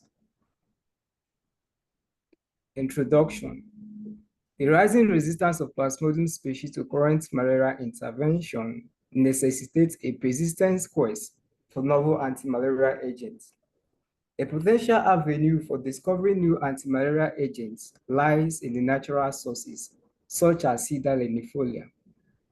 The plant Cedar linifolia is a member of Malvaceae family and the genus Cedar. It is a widespread weed that can be found in dry woodland areas of West Africa, as well as other parts of the world. The present study examined the in vivo impacts of the treatment with the ethanolic leaf extract of Cedar linifolia in malaria-infected mice and the effect of the extract on tissues and organs. Methods. The leaves of Cedar linifolia were used in the course of this study. Extraction procedure followed the methodology described by Yuan et al. And also the phytochemical screening was performed using the standard techniques described by Trees and Evans and Harbon, 1998. Experimental design. The mice were divided in 6 groups, and each group received a distinct treatment. Also, induction of malaria was performed by inoculation using Plasmodium bergeri parasite on mice. The animals were administered with various treatments in their respective group via oral intubation for 3 days. Determination of liver function biomarkers were carried out using Ritman and Frankel method. Also, determination of total protein concentration was carried out using Lorentz method, while the evaluation of renal function indices was performed by Jaffa's method, and blast method was used to ascertain the serum urea levels. Evaluation of key oxidative stress biomarkers were performed using the techniques of Arby and Zinn et al. And also the glutathione determination was ascertained using Olmar's approach. Here are the results. Table 1 reviews the effects of ELS on malaria-infected mice. From the normal control down to 400 milligram body weight of ELS represents group 1 to 6 respectively. Column 1 represents the effect of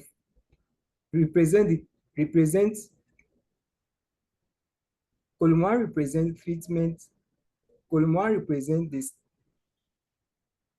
Column 1 represents the standard error of the mean before treatment, while column 2 represents the standard error of the mean after treatment. While the fourth column represents the percentage inhibition of the doses of ELS and also the percentage inhibition of the standard drug use, which is artesunate. Also, table gives the effects of ELS on liver enzyme activity situations of malaria-infected mice. You have 1 minute. You have 1 minute left. So table 3 reviews the effects of renal indices on malaria-infected mice, and also table 4 reviews the effects of ELS on antioxidant parameters. Discussion. Table 1 reviews that administration of ELS inhibited Plasmodium bergeri by 26, 57, 78% at the doses of 100, 200, and 400 milligram respectively, while artesunate, a standard anti-malaria drug, had 59.09% inhibition. The extracts exhibited a dose-dependent inhibition and showed significantly higher inhibition of parasitemia at higher concentration. Moreover, antiplasmodial activities of ELS may be potentially linked to higher concentration of the phenolic and of the alkaloids, phenolics and flavonoids present. Also, alkaloids have antiplasmodial potential. Conclusion, sir. You can conclude. Hello? You can conclude now. Okay. The time is over. You can conclude. The findings suggest that ethanolic leaf extracts of Cedar linifolia exerted anti-malaria effects coupled with antioxidant activities. And we recommend that with the limited scientific research on Cedar linifolia, further in vivo toxicity tests is required to ascertain its safety. Thank you. Thank you, Mr. Osman. Okay. Okay, No. sorry. Before we go to the guest speaker, please, I just want to announce that for those of us that have presented, please don't leave after your presentation because we still have Q&A after the guest session. So you will have to be around to answer questions for your session. Thank you.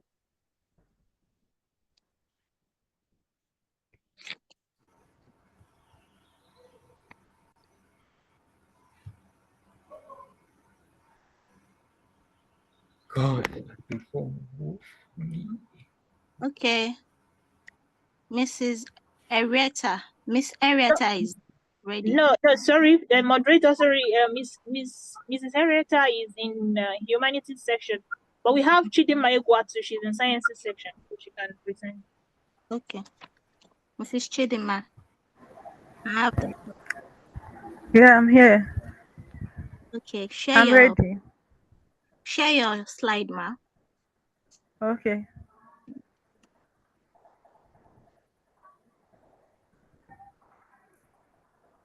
I'm doing that.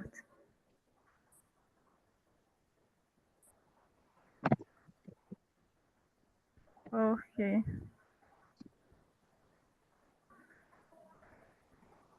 I'm trying to share my screen.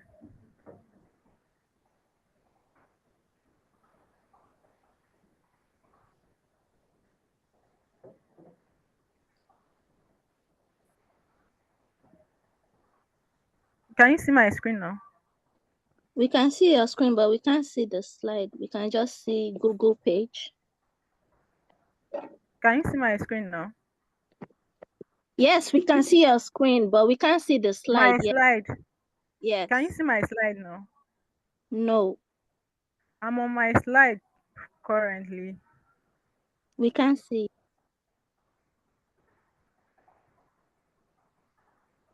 Please, Okay, I'm Chidima, could trying. you send your slide to our email address? I'll drop the address now. Okay, I'll do that.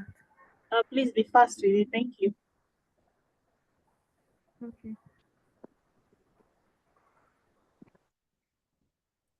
I think we can see it now. Just go to the first page. Okay, you can see it now. Yes, just go to the first page. Okay. Can you see my slide now? Yes, but you are seeing thank you for listening. Just go to the first.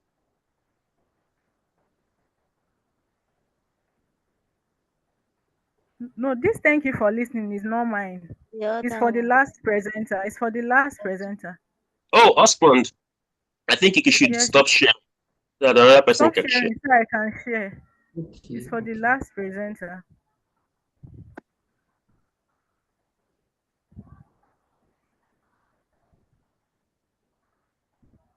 So try sharing again and then let's see.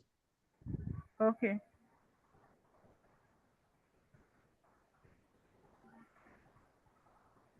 Is this still Osmond's screen? Try again.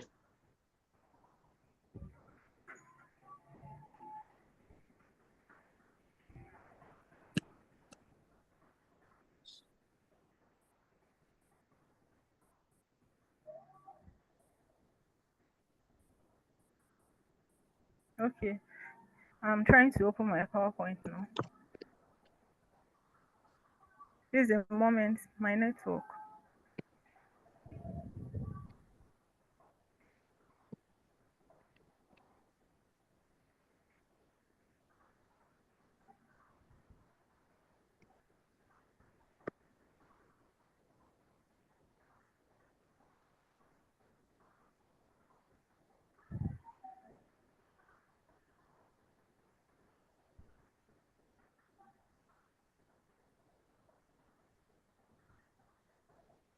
Can you see my screen now?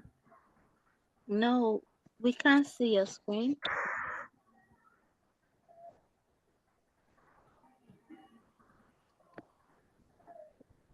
Okay. Maybe you can send it to. Could you please send it to our email? I just dropped the email. Please send it. All right. Okay. Okay. Do we have any If other person in the Acha Joy is in the sciences, he can present. I don't know if you. Okay, please, Miss Archer, please, if you're around, if you're ready, you can share your screen. Thank you. Hello. Chidema, we'll get back to you later. Hello. Okay. Hello, good afternoon. Okay. Good afternoon. You can proceed. Good afternoon. Good morning, my fellow Nigerians. My name is Acha Joy, a postgraduate student of medical biochemistry in the department in Delta State University, Abraka, Nigeria. I want to thank you for giving me this privilege to present this work that was carried out last year by myself and my noble professor on evaluation of anti-malaria activity of Sina-Alata and influence on hepatic caspase 3 and nuclear factor kappa B. These are my outlines. The first presenter has dwelt on the World Malaria Research Report of 2023, where he mentioned the recorded 249 million cases of malaria and the 608,000 deaths. We already know that the mainstay drug, which is the artemisinin combination-based therapy, is failing due to parasite resistance. Therefore, there is the need for more potent and eco-friendly drugs. And the Trado medicine is currently looking into natural products, and this plant, the Sina alata, commonly known as the candle bush, has shown potency in anti-malaria activity. This is the plant. So this research was carried out in the Delta State University, where we got the fresh plants, dried them, and authenticated them, and also prepared ethanol extracts of the plant. We carried out different experiments according to documented procedures, but I will go straight to the results because of time. The first table here shows that the ethanol extract of this plant is non-toxic, as we know that it's something that we are planning to use for production of drugs. So we have to test the toxicity. So the ethanol extract of this plant is non-toxic, so it's safe. And also there's a presence of various phytochemicals like the alkaloids, the flavonoids, saponin, anthraquinone, phenols, terpenoids, tannins, steroids, and cardiac glycosides. This is the table that shows parasite suppression, and the ethanol extract of this plant suppressed parasitemia after the 6-day post-treatment period with enhancement in the mean survival time, sorry. And also, this is a graph of parasitemia, and this shows that the extract significantly reduced parasitemia level in a dose-dependent manner. We can see from the 3-day to the 12-day post-treatment, 6-day post-treatment period, which is the 12th day, a reduction in parasitemia level was seen.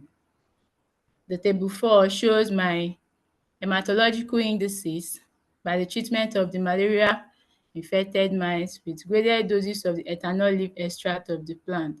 We can see the values, and we can note that the ethanol extract improved these hematological indices. The table 5 shows that it ameliorated the malaria-induced hepatic dysfunction. This ethanol extract ameliorated the malaria-induced hepatic dysfunction.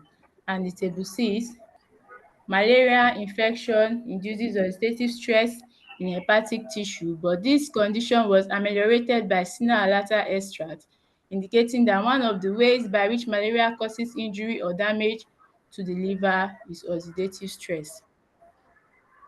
This is my pictorial representation of the immunohistological expression of caspase-3 and nuclear factor kappa B.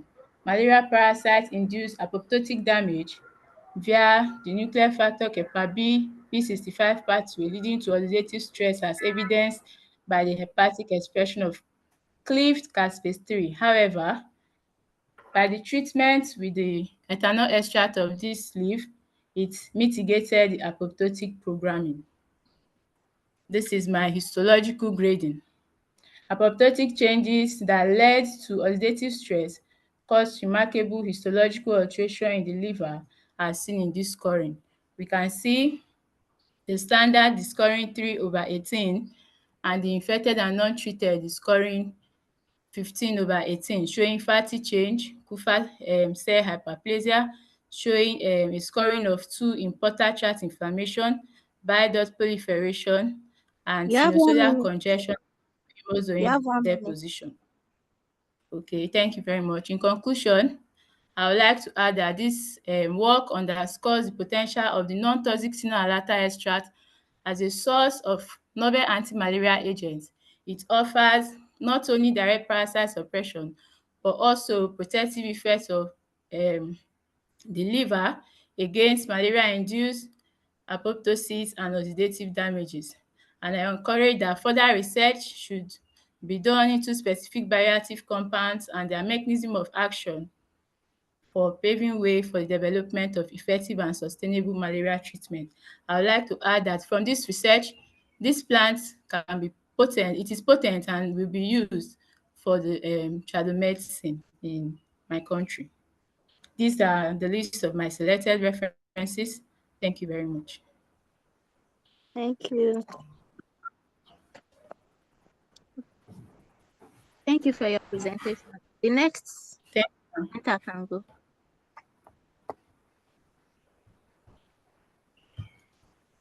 Use the mic.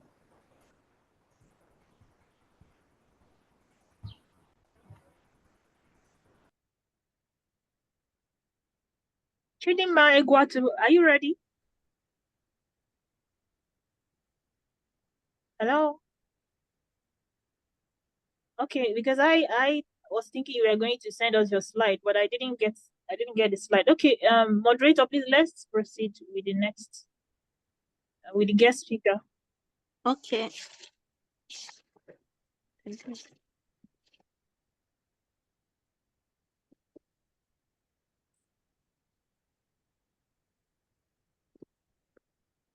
Okay.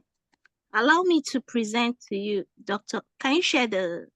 Yeah, I'm doing that. Yeah, I'm sharing now.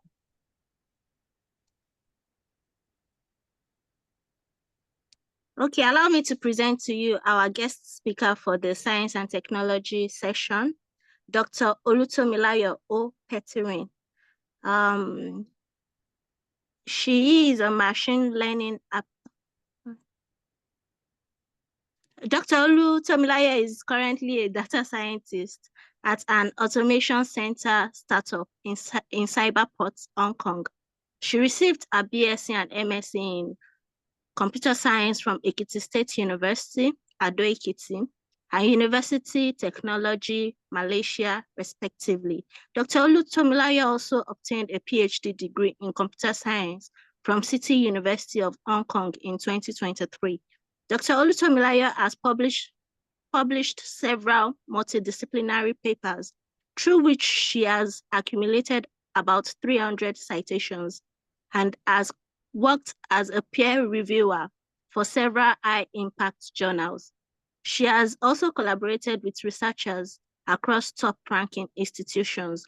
As someone that values community participation and contribution, Dr. Olutomilayo is a member of Hong Kong Computer Society, Women in Data Science Africa, and Organization for Women in Science for the Developing World.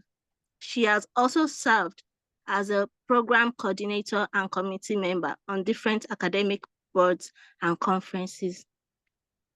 So she'll be presenting on machine learning applications for drug discovery and metastatic castration resistance prostate cancer treatment today. Dr. Tomilayo, you can share your screen, please.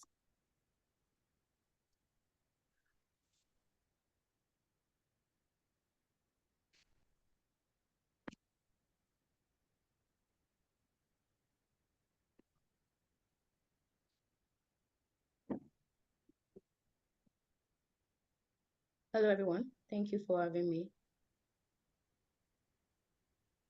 So today I will just rush through my presentation, which is machine learning applications for metastatic castration-resistant prostate cancer treatments. Okay, so we know that generally computational health analysis is essential for the development of drugs and the early diagnosis of disease and the determination of appropriate treatments. So, and the major thing is due to genetic uniqueness of individuals, there is a need to make clinical decisions to be personalized. That is, we do not make generalization error. So in this work, we've developed machine learning models, and sometimes we combined them with meta-heuristic algorithm and interpreted them for different scenarios. So this is just a typical framework of data science techniques. And I'll start with drug discovery and rush through it, like I said. All right. So for health-related research, drug development is very important because for every disease, you need a drug to combat it. But the issue is that the entire process of drug discovery and development till it gets to the market costs a lot.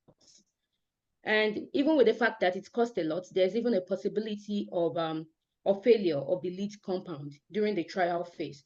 For example, when you look at this slide, you see that the overall success rate from phase 1 to FDA submission for a particular drug is 19%. And just for a particular drug, it can cost about 2.6 billion US dollar to release a drug to the market. So when we look at the cost associated with this, we understand that it is very important to make sure that if we can use computational tools to make the right assessments, this will make the work better. So so bioactive compounds are found in natural products, and this is essential in drug discovery. And this Bouchard-Hartwig palladium catalyzed cross-coupling reaction is one of the procedures that can be used to get the yield of active ingredients in drugs. So for example, these are some drugs for metastatic castration-resistant prostate cancer drugs. And this is metastatic breast cancer. This is for non-small cell lung cancer. And so these are just examples. And so in this work, we used nature-inspired meta-heuristic algorithms. When we talk about nature-inspired meta-heuristic algorithms, we are talking about algorithms that are modeled after the peculiar characteristics of animals or plants, generally nature. So we combined like algorithms with machine learning methods. All right. And so I'm just going to skip to the summary. All right. So in the summary, we discovered that with lower number of iterations, we were able to select quite a number of descriptors to predict our yield. We are trying to predict the yield, just like I showed here, the yield of the active ingredients. Okay. Sorry, so Dr. Toby. Sorry, yes. you have 10 minutes, so please, you don't have to rush. You have 10 minutes. I know this is I know this is part Okay, one. okay. I have drug discovery and I have metastatic castration-resistant prostate cancer. I know. Thank you. All right. So with lower number of iterations, that means you can get lower time complexity, because in computer science, complexity is also a thing. You're trying to make sure that you have reduced complexity, time complexity. And also we discovered that with the lower number of iterations, we were able to select more descriptors, and these descriptors, they gave us more yield. You understand? So generally, what we can deduce from here is the fact that using nature-inspired meta-heuristic algorithms, you can make your machine learning algorithms better, and also you can use it to select the descriptors that you need for your analysis. So this is just for the drug discovery part. I'm going to go straight into particle swarm optimized Gaussian process classifier for treatment discontinuation prediction in multi-cohort metastatic castration-resistant prostate cancer patients. Now, when we talk about cancer, we see that it is the second leading cause of death in the USA, and it has an estimate of 2 million, about 2 million new cases for 2024, and about over 600,000 people are expected to die. And even here in Hong Kong, according to the 2020 record, about 94 cases are diagnosed each day. So it is the top killer in Hong Kong, and it's claimed, in 2020, it's claimed about over 14,000 lives. It accounts for 1/3 of the total deaths in the population. All right, so this shows how serious cancer is. And now when we talk about metastasis, that is the invasion. It has moved to another part of the body. All right, so we are focusing on cancer metastasis for this study. Now, there are some issues that contribute to drug resistance. Multi-drug resistance, like combination of drugs. We can also look at the fact previous treatment can also contribute to drug resistance, and several factors. Genetic instability, that is for each person. Each person has their own genetic difference, so it can also contribute to drug resistance. So for this study, we see that all these people, they actually have cancer already. They actually have metastatic castration-resistant prostate cancer already, but some of them are not responding to treatment. When we look at this, for some people, the side effects may vary from person to person, and even for some people, it can even cause death. That is, the drug they are taking can actually induce toxicity and lead to death. So there's a need to know if a drug is suitable for a particular person. So that is what we are trying to do here, predicting the suitability of a drug for a person, if the person needs to discontinue the drug. So for the imputation method, we've used the mean and the mode, and these are like some data preprocessing methods. So we used some data preprocessing methods, And the major algorithm is the Gaussian process classifier. But to improve the Gaussian process classifier, we combined it with particle swarm optimization. So particle swarm optimization was used to improve the Gaussian process classifier. And when we look at the results, we can see that the improved algorithm performed better than this is categorical boosting, other traditional machine learning methods. So the improved algorithm performed better and even performed better than the state-of-art algorithm. So yes, so this is trying to talk about the fact that sometimes you can use some algorithms to optimize your machine learning method so that you can get a better performance. All right. So in this is the last phase of the presentation. I'm going to talk about causal inference, SHARP, and tree-based machine learning algorithm for the investigation of treatment-induced adverse events in prostate cancer patients. So we are using the same data, but in this case, we are going to talk about causal inference. We're going to talk about SHARP, and we're focusing on tree-based machine learning algorithms. Now, for this analysis, the imputation method we used is different from the one that was used in the previous method, in the previous study, because we are trying to improve it. We're trying to make it better. So we accounted for the missing data, and we used KNN imputer for multicollinearity and oversampling. So we accounted for all these, and these are also part of data preprocessing methods, which is important before you carry out data analysis. Now, why are we using SHARP? A major issue that surrounds machine learning algorithm is the fact that people call it a black box method. Black box, that is, you don't know what is happening. You don't know how you arrived at that conclusion. So when we look at this diagram, for example, 3 friends are trying to hammer the error log to the ground together, but you want to know the contribution of each individual. Of course, the error log will go to the ground, but you want to know the contribution. You want to know which individual actually contributed the most. All right. So with SHARP analysis, you can get global interpretability, you can get local interpretability, and it's majorly used for tree-based models. But we have to know that model interpretability is not causality, right? Now, I also talked about causal inference. Why are we talking about causal inference? For example, in the mid-20s, the rate of lung cancer in cadavers during autopsy was increasing. During this particular period, the rate of smoking was also increasing.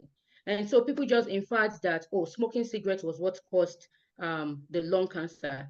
We have to know that at that time, there was no experimental evidence to support it, even though now we know that smoking can also cause cancer. So, but at that time, there was no experimental evidence. So that is why causal inference is important, because when they carried out the analysis, they saw that actually it is the age of the people.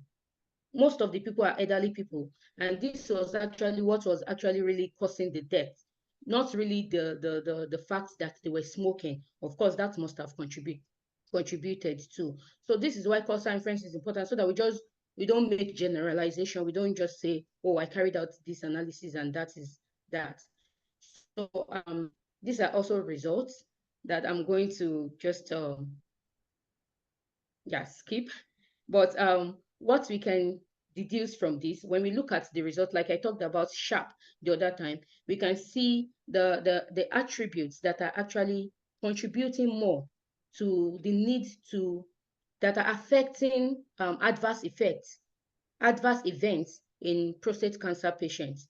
When you see the testosterone level, so the image at the right side, that is the global, it's global, and then the one on the right side is local, that is for just one person.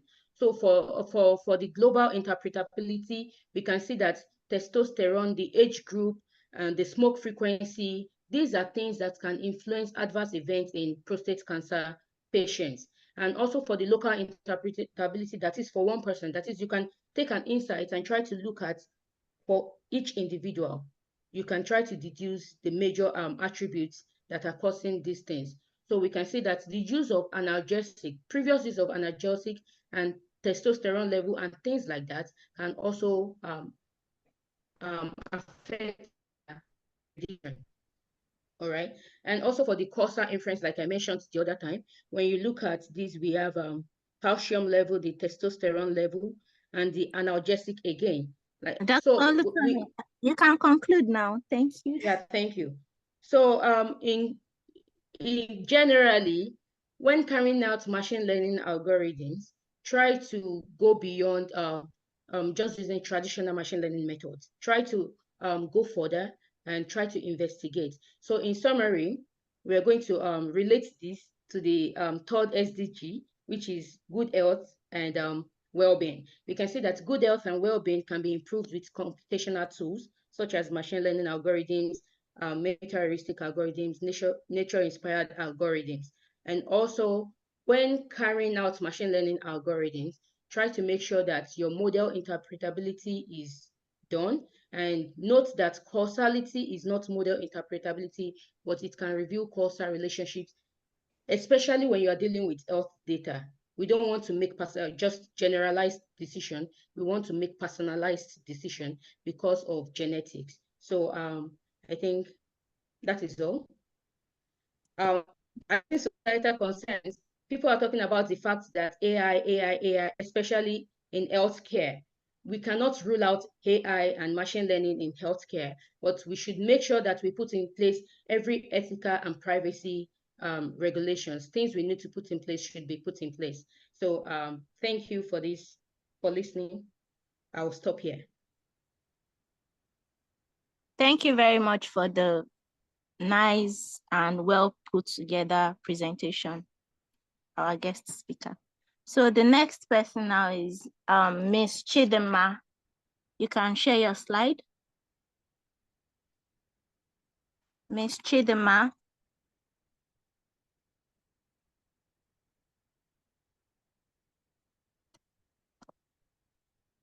Ms. Chidema, unmute yourself. I know I'm the one sharing her slide, but are you here, Chidema?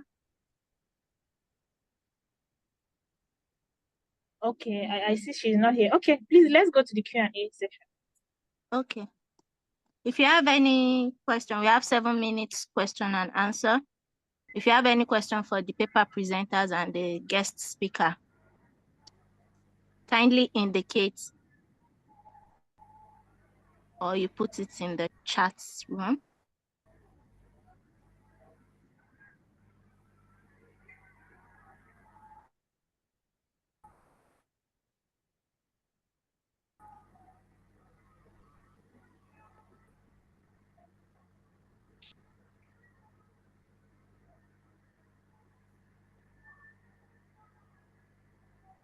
Okay, please, if we have questions for the presenters, the science, all these, I think we've had 6 or 7 session presenters and the guest speaker. Please, we have about 6 minutes to address the Q&A.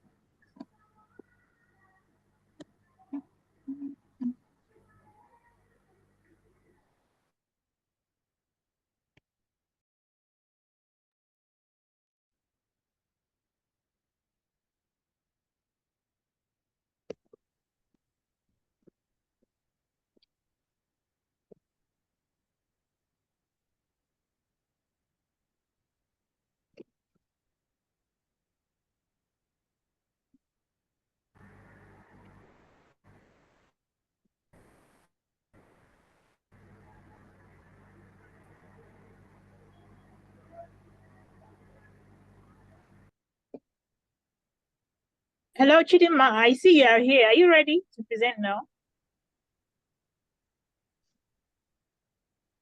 Chidima Egwatu, are you ready to present? Oh, okay.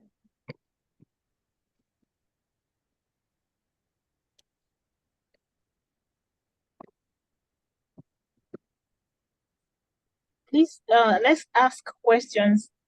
We've had series of interesting presentations. We can just make comments. If you don't have questions, maybe you want to comment on the presentations. Please go ahead and do that. Thank you.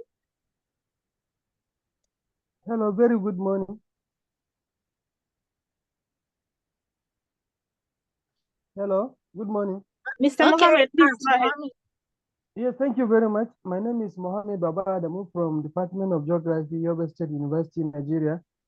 I am greatly happy with the presentation so far, especially those that have, dwell more on the applications, ethical applications of AI in research. I have greatly learned a lot from their presentations, going by the trend of investigations and academic business that now, is very, relevant. AI is very relevant in academic activities and of course, the whole life, if I may say. From the presentations of Professor Marafa down to the last presenter now, critical issues were raised, and of course, they are very relevant to the academic business that we are in today. I'm very happy with that. I am very grateful for the opportunity to share ideas and learn greatly from this, conference opportunity. So thank you very much.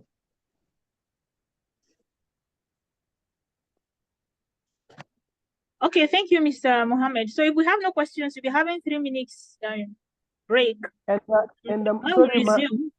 sorry, ma, I don't know if I will ask one question here. Okay, please go ahead, please. Yes, I'm currently a PhD student in Yobe State University, Nigeria, investigating, the influence of climatic variability on malaria prevalence in the drylands of Nigeria. And I wish to go out of this country for at least a bench work that would afford me the opportunity to now, conduct analysis that will make more sense out of the data that I hope to collect or I'm collecting now from the field. I'll be happy if this, association and of course, notable academics that are here could help me to be connected with one research lab that is of geographic focus or any other institution that is there in the country or any other country that is, accessible within this possible time so that I can at least achieve my objective of learning more in order to apply it in the context of Nigeria and solve maybe emerging problems in this country. So thank you very much. Okay, thank you for your question. Because this is just the research forum, so this is outside the scope of the forum. So, but I will send you our email. If you have, we can address this in our email after this event. Thank you so much. Thank you so much. Yeah. Thank you for having me. Okay. So please, we'll be going on 3 minutes break, and when we resume, we'll be going to the next section. That's the humanities section. So please don't leave, just a break for 3 minutes.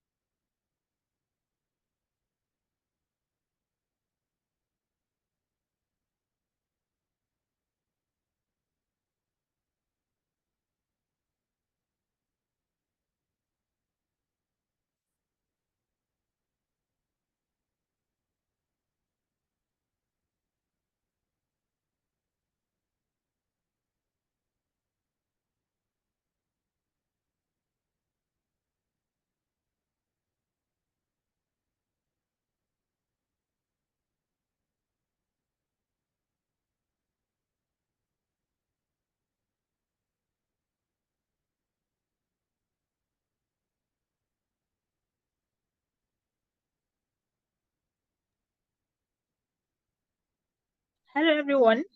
So the break is over. We'll be going on to the humanities and social sciences category. And for this category, the moderator is Dr. Temitope Kainde. I'll be handing over to him right now. Dr. Kainde, please take over the stage. Thank you. Hello. I think I'm for section 3, not sorry, section that was 2. okay. Sorry, the humanities section moderator is Mr. Godswill Chibu. Mr. Chibu, please take over. Hello, good morning, everyone. I'm Godswill Chibu from Hong Kong Polytechnic University, and I'm the moderator for this section 2 of social science, humanities, and social sciences. And it is my pleasure to welcome you all to this engaging discourse. For this section, we have 5 presenters and the guest speaker. So without much ado, we welcome the first speaker, Blessing Osemago, who will be talking about towards sustainable development, green energy, and necessity. She's from the University of Ibadan, Nigeria. She has 6 minutes. Is Blessing here with us? Blessing Osemago. Okay, please, can you share your screen and let's hear you. Okay. Trying to share my screen. They said I need to request the host to allow multiple sharing.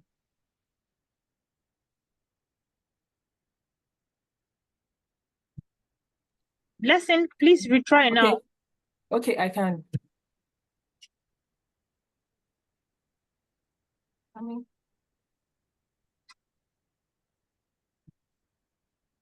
right. Okay, Blessing, you have 6 minutes. Okay, thank you. My name is Blessing Osemago, and I'll be presenting on the topic towards global sustainability, green energy necessity. Sorry, there was a tweak in the topic when I resubmitted the revised version. Background to the study, climate change, a corollary of environmental pollution, has become one of the frightening challenges that humanity is faced with in the 21st century. It portends terrifying threats to existence, immeasurable futuristic implications on humans and the Earth's geological process. Unfortunately, as technology advances, so also does the threat to climate change progresses, with creeping effects and anxieties in the era of the Anthropocene, which is the present era. Climate change, inclusive of global warming and other disasters, is the aftermath of centuries of greenhouse gas effects, ozone depletions, emissions, drought, and oceanic or sea pollutions that accompany the sourcing of non-renewable energy. It cannot be overemphasized that climate change is potentially catastrophic, with negative impacts on the socioeconomic and health status of individuals. Therefore, the imperativeness of a systemic transition from the fuel-based economy to green economy cannot be overstated if ecological apocalypse will be prevented and the world will be sustained. The statement of the problem, recent studies such as Enukora 2021, Yulianto and Anam 2022, Haiti and Jumaili 2024, they've examined the vicious effects of petroculture, non-renewable energy, and its attendant miseries, deploying eco-poetics and or eco-criticism as theoretical tools. However, green or renewable energy as a branch of eco-poetry has garnered relatively less critical studies. So it is against this background that this study examines green energy poetry for global sustainability and a safe earth in Matt Harvey's The Elements in the Room. The study interrogates green energy through the lens of Adam Trexler's anthropogenic theory and Rosie Bredotti's posthumanism. Basically, Adam Trexler's anthropogenic theory embraces a shift from the sustained examination of literature and the environment to literature and climate change. It examines the impact of humans and their activities on the planet. While Rosie Bredotti's posthumanism emerged from the radical philosophies that positioned humans as the center of concern. It simply advocates for a reconceptualization of man. So the major goal is to avoid binaries such as human and non-human, but instead adopt a position of relationship. The aim of the study is to examine the potentiality of green energy or renewable energy for global sustainability and a safe earth in Matt Harvey's The Elements in the Room. And this is with a view to identify the relevance of green energy as represented in the selected poems towards environmental and global sustainability, to analyze the literary devices and forms deployed in the selected poems in accentuating the significance of green energy. The research methodology, the study adopts the qualitative method in which research data are purposely selected from the poetic collection owing to their thematic and stylistic preoccupation. We also use the close reading and the critical literary analysis of the selected poems. From the study, we found that the study established that green energy aids reduction in emissions of greenhouse gases, it prevents climate chaos, it creates wealth and employment opportunities, it facilitates healthy living and environmental safety, it promotes agricultural practices and productions. We see them in poems such as You Say, The Not-for-Profit, The Ballad of Further Down the Line, Part 2, Wind Turbines. We also see that it is from the study, we found that it is also affordable and economical, it is inexhaustible and accessible, it is ubiquitous and renewable. We see that in poems such as The Elements in the Room, which is the eponymous poem. We see Because the Sun Cannot Unshine, To Whom Does Energy Belong?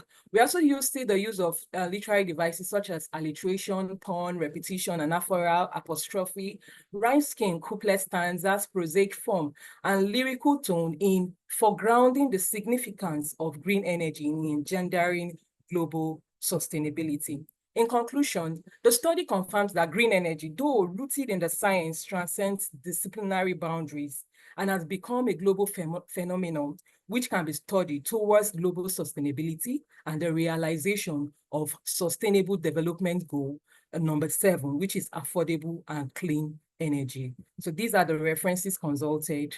Thank you for listening. Thank you, Blessing, for sticking to time. I appreciate, and thank you for that wonderful presentation.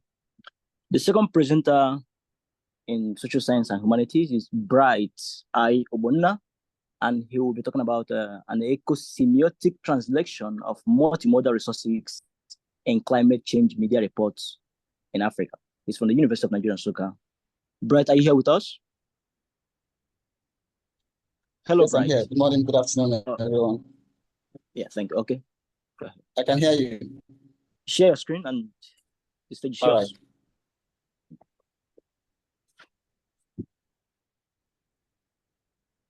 All right. Okay.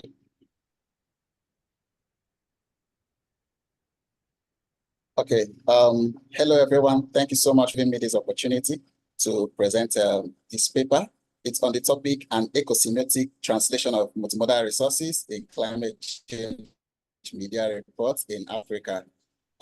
Ambiguity of the content of some contemporary African media reports on climate change have become so, have given room for diverse perceptions and thoughts local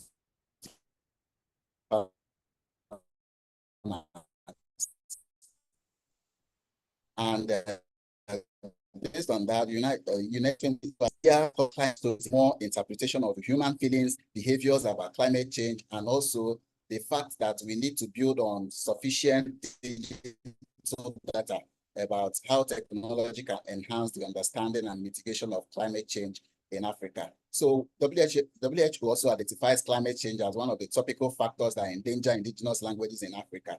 And this research is on the backdrop of the SDG Goal 13 that talked about climate change, taking urgent action to combat climate change and its impact. So then why the translation? Because we are doing an ecosemiotic translation here. So following the last 2 points, we see that African indigenous languages, particularly the Igbo and Swahili, which are from the Nigerian language, Igbo is the Nigerian language, and so a Kenyan language. So these two countries or these two languages are going to be studied in this very research.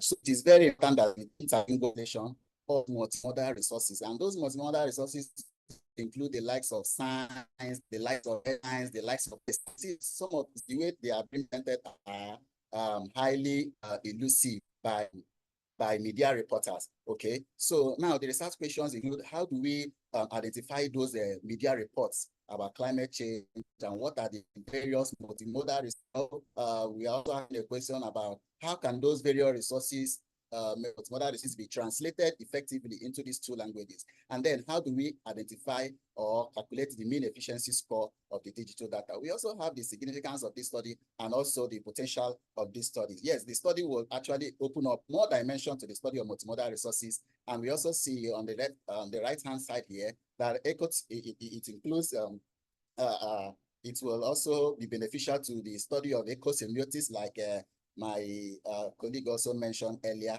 Also in the area of translation, it cuts the borders of climate change, digital humanities, and also language and culture. Now, looking at the literature review, we are going to review the likes of semiotics as a concept, translation, multimodality, climate change here. Under theoretical framework, these are the key theories that we are going to also consider in this study. We see the sign of signifier, signified and social importance of text and images, because they are very important to identifying those multimedia resources. So these are also the selected empirical studies that have enabled us to identify the gap in this study. For the research methodology, we see that we are going to adopt the mixed method research, which is qualitative and quantitative. So for the qualitative aspect, it will cover research question 1, 2, and then quantitative aspect will cover research question 4 and 5. The purposive sampling technique will be also employed, and the number of print media that we are going to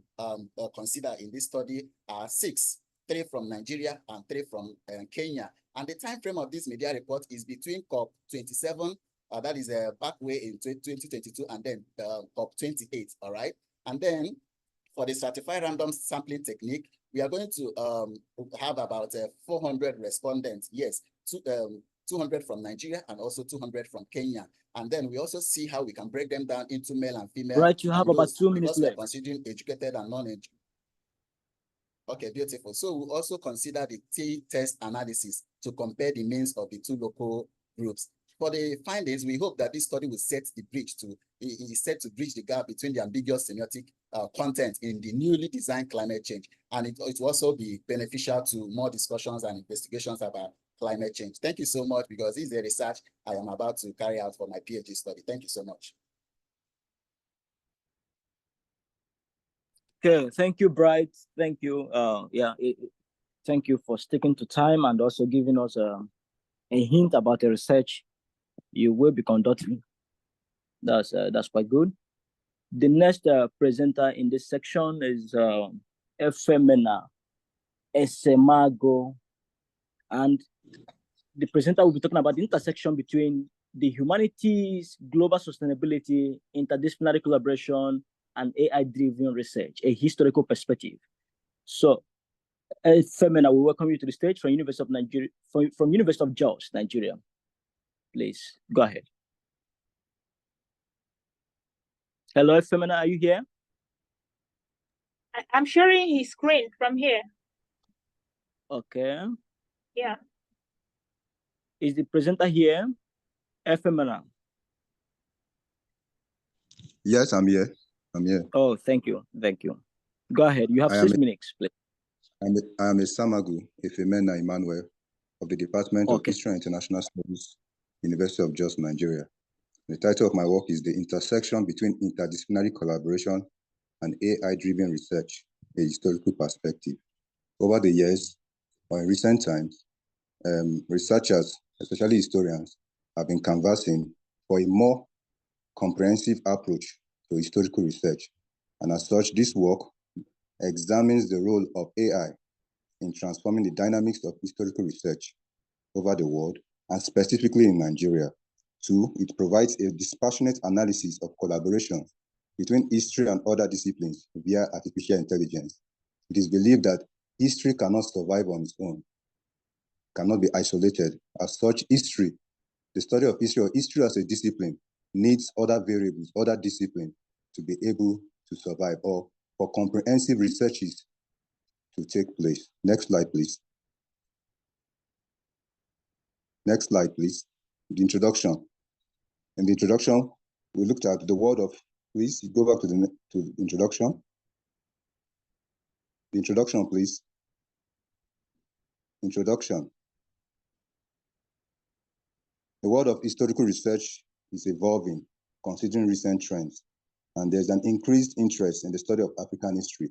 This work is focused on how AI can transform African history, because over the years, we have had issues of the European interrupting our history, and they've said that we do not have history. So historians have tried to rewrite or reconstruct history. Look at the implication of AI. Though AI is good, it has its own implication, like in the aspect of data analysis, data interpretation. So AI needs human manipulation at times for it to work. Next, so now we're looking at the role of AI in transforming historical research. Via AI, historians all over the world, and in particular African historians, have access to global archives, unlike in the past, whereby it was difficult for historians to access archives in other places, in other parts of the world. We have cross-referencing and collaboration. It's now easier for historians to collaborate. Contextualization of events. We see how historians now make use of AI for data analysis, and then digitization and preservation. Unlike in the past, preservation of documents was difficult. What was used was oral tradition, whereby grandparents transmit information to parents and things like that. But with AI, preservation can easily take place. Then we say predictive analysis. The historian is normally involved in prediction. Via AI, predictive analysis is now easy. Next slide.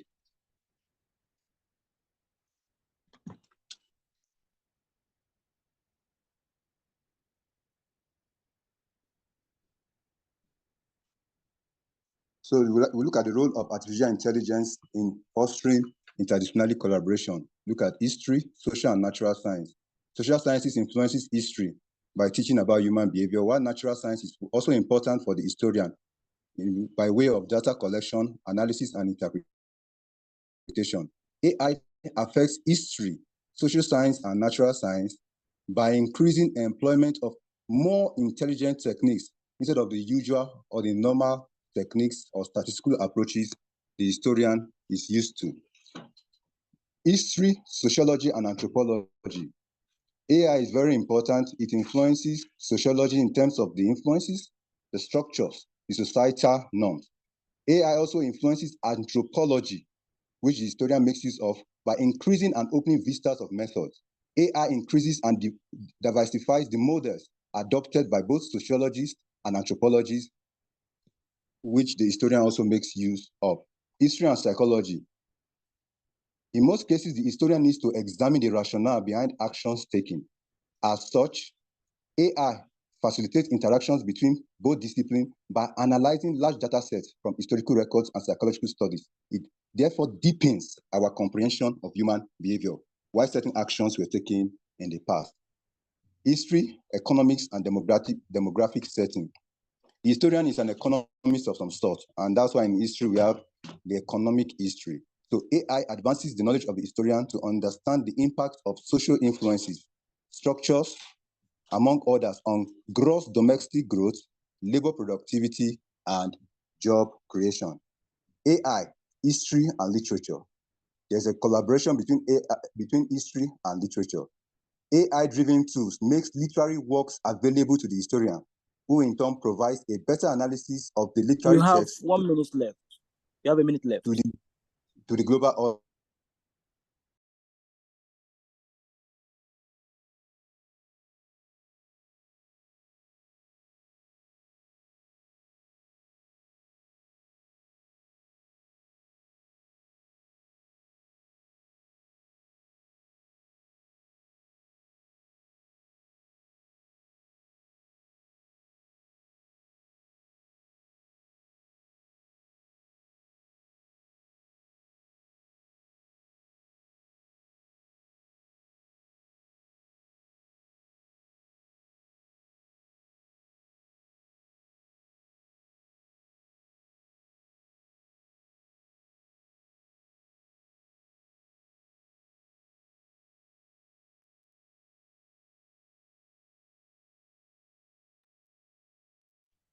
Hello, can you hear me? I think, hello? We cannot hear him anymore. Okay, I think we lost Emmanuel. We lost him. Yeah. Yeah, it's okay. we'll be having the next presenter. I think, is Henriette Okafor here with us? Yes, I'm here. Okay, good. I am right here. Okay, we'll be having a presentation from Henriette Okafor on the politics of disability in Cyprian Ekwensis, the drummer boy, and Elechi Amade's the concubine. The presenter is from the University of Nigeria, Enugu State, Nigeria. So the stage is yours. Please share your screen and tell us. I have already sent it to the website provided. I had some technical glitches that made it impossible for my slide to open. So I just put together one this morning, which I have already sent to the email provided. Can I start my presentation? Please give me a few minutes, few seconds, trying to share your screen. Okay.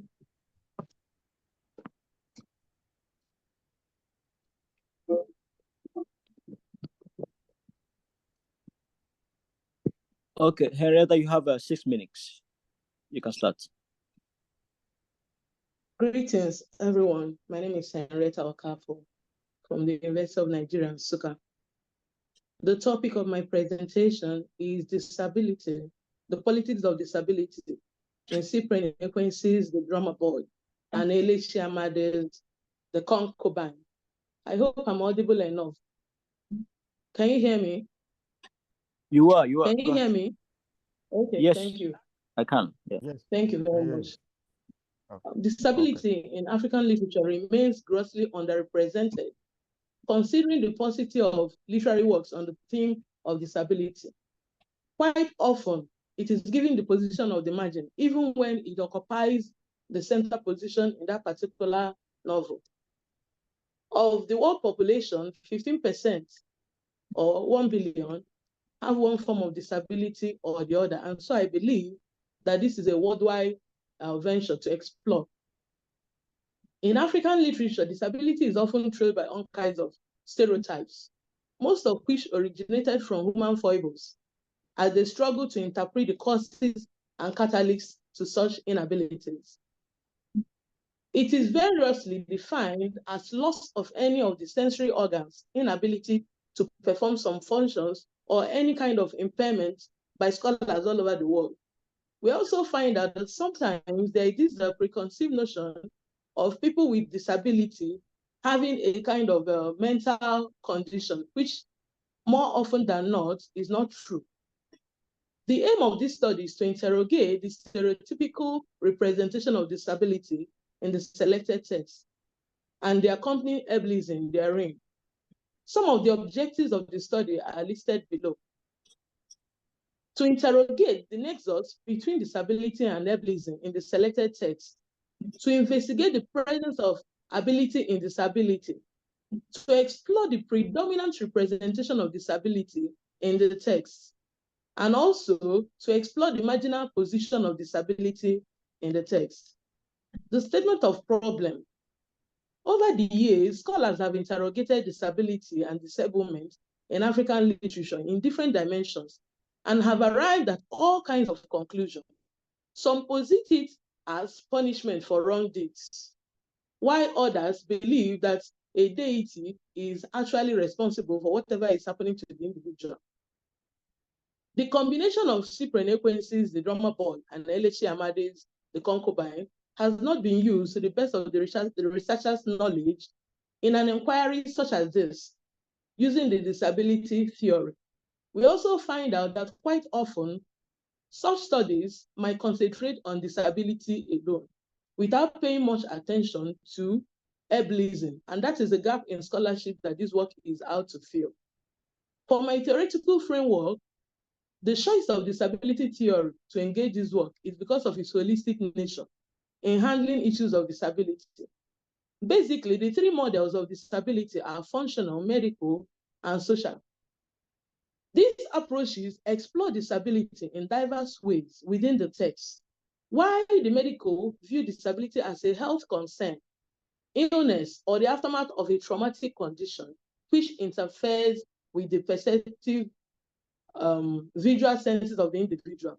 The functional model posits that it is a result of medical or physical shortfall, while the social model, on the other hand, believe that the environment inhibits the individual and not necessarily disability or impairment.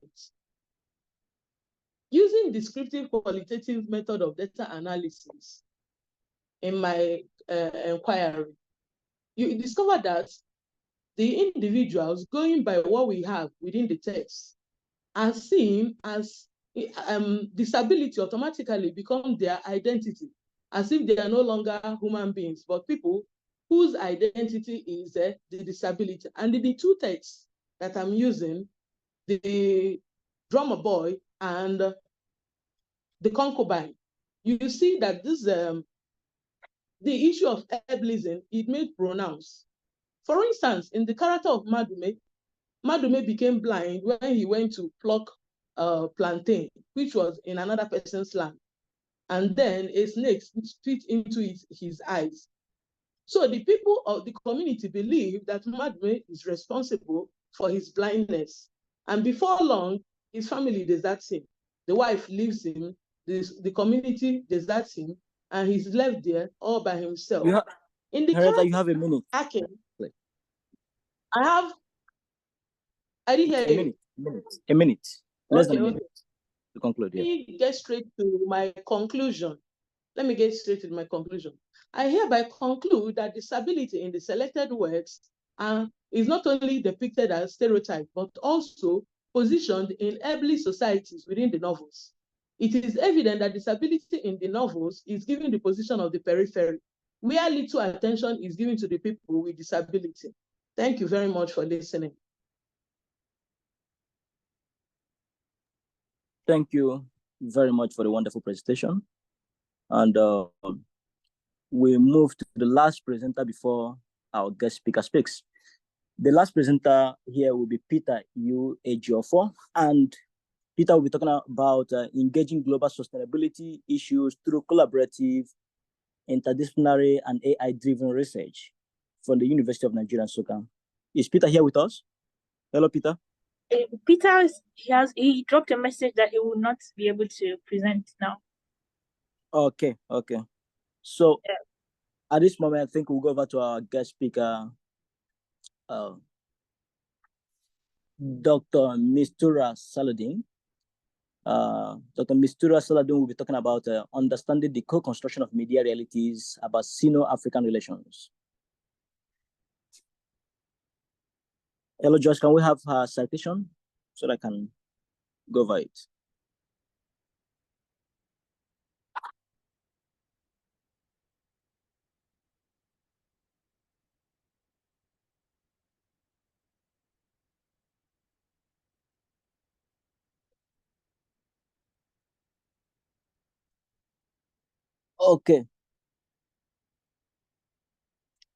Okay.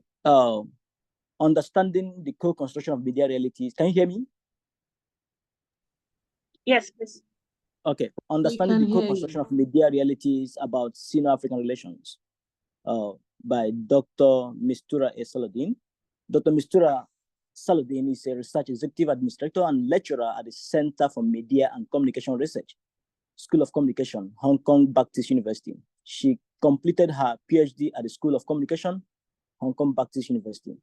Dr. Mistura obtained her master's degree in Communication and Language Arts from the University of Ibadan, Nigeria, and her bachelor's degree in Mass Communication from Adekunle Ajasin University, Nigeria. Dr. Mistura's research interests include digital media studies, media credibility studies, journalism studies, and communication issues focusing on Sino-African relations. Join me all to welcome Dr. Mistura Saladin for her guest speech. All right, thank you very much. I would like to appreciate the organizers of this program for giving me the opportunity to talk about my research. So I would share my screen and begin.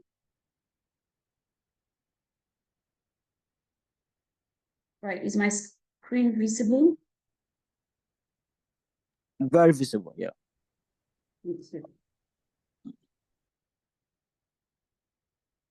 All right, so Today I'll be talking about understanding the co-construction of media realities about Sino-African relations. So before I proceed, I'd like to mention that this research in its entirety, aligns with the 16th Sustainable Development Goal, which is the peace, justice, and strong institutions. And this is basically because this research highlights the need for governments, institutions, and socio-political structures to work together in order to ensure global peace. And it also emphasizes on the role of the media in achieving this. And that is why the British actress Karen Waddell said that one day I would like to turn on the news and hear that there is peace on earth. Right, so this is my research outline. I would talk about the background, then go through the body, and then conclude, hopefully, if time permits. Right, so I'll start with the background, a brief contextual background.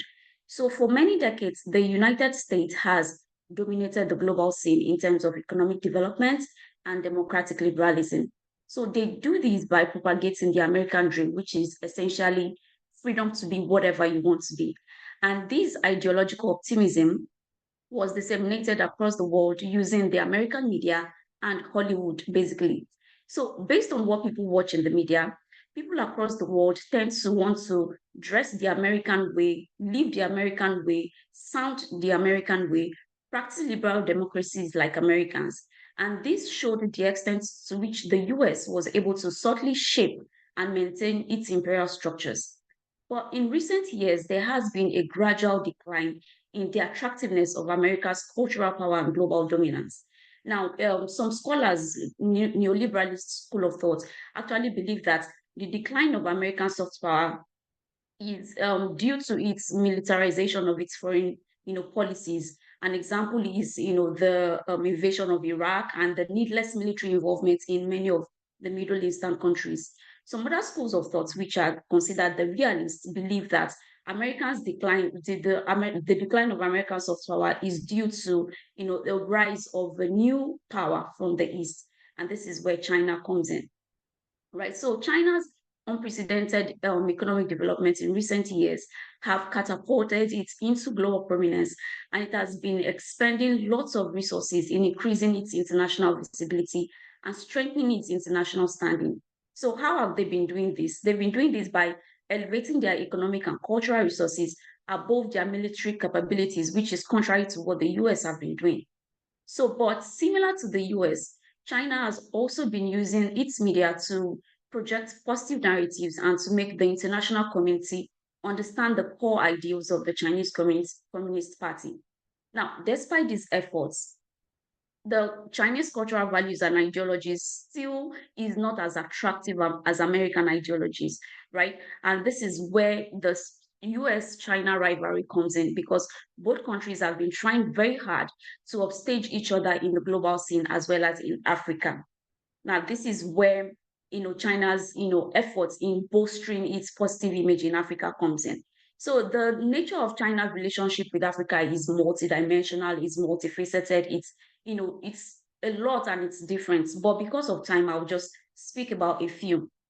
Now, these points that I highlighted here are some of the software strategies that China does in Africa. Now, they all have their pros and their cons, but because of time, I'll not be going into them. So one of the ways through which China is, bolstering its image in Africa is through bilateral and multilateral trades and investments. The second is through financial aids and debt diplomacy. The third is through economic investment, because we have like lots of Chinese businesses in Africa right now. And the next one is through its expanding media conglomerates. China has been establishing lots of media organizations in Africa. Most of them are based in Kenya. An example is the CGTN. An example is the Star Times that we know about. So another example is the China Daily Africa.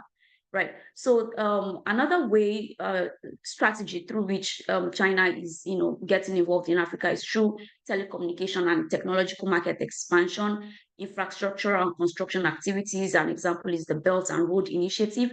And another one, notable one, is the promotion of its cultural values through the establishment of Confucius Institutes. We have about 54 Confucius Institutes across Africa that teach Chinese values, that teach Chinese languages to Africans.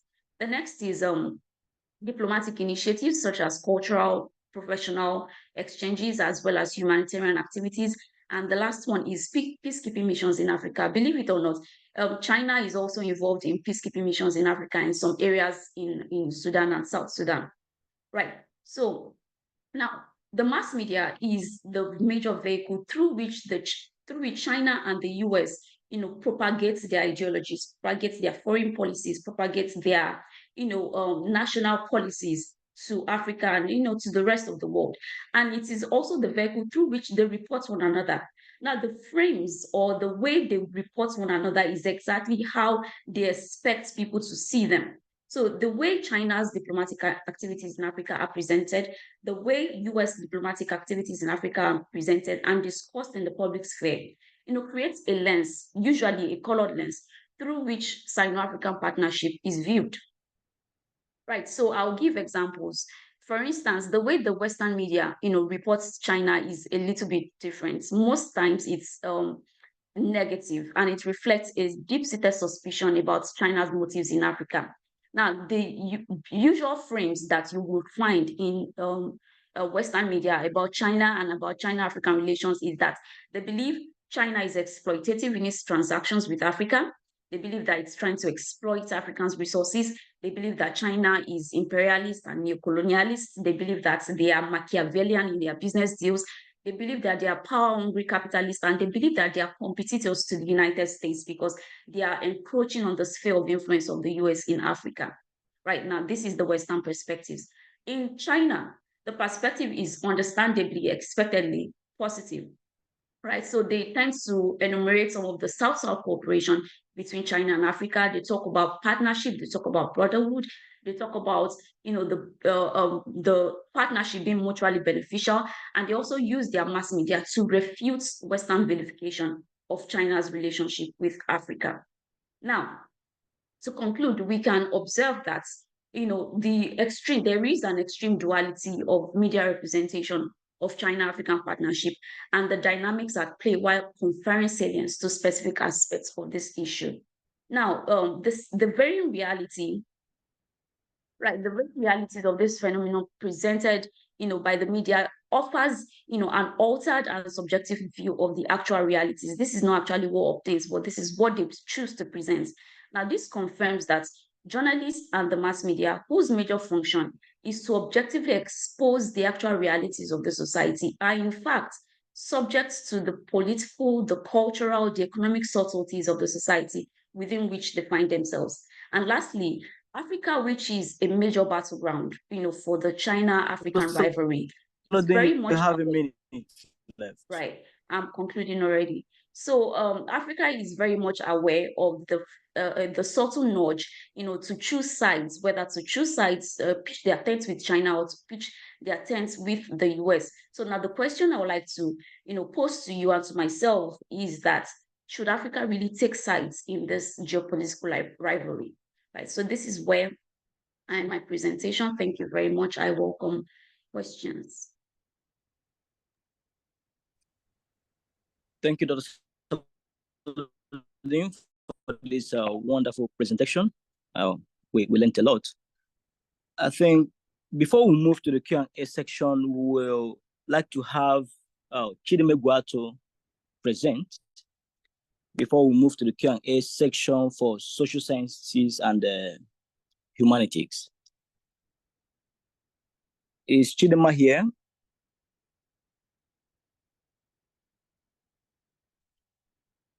Hello?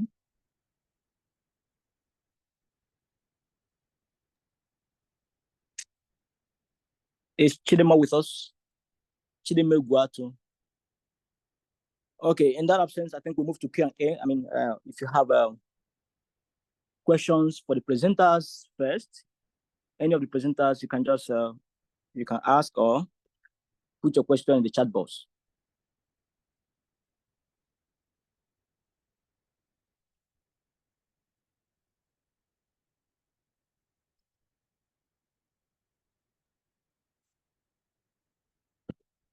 I think we'll just have 6 minutes for Q&A, and if you have questions, just indicate or put your question in the chat box regarding any of the presentation.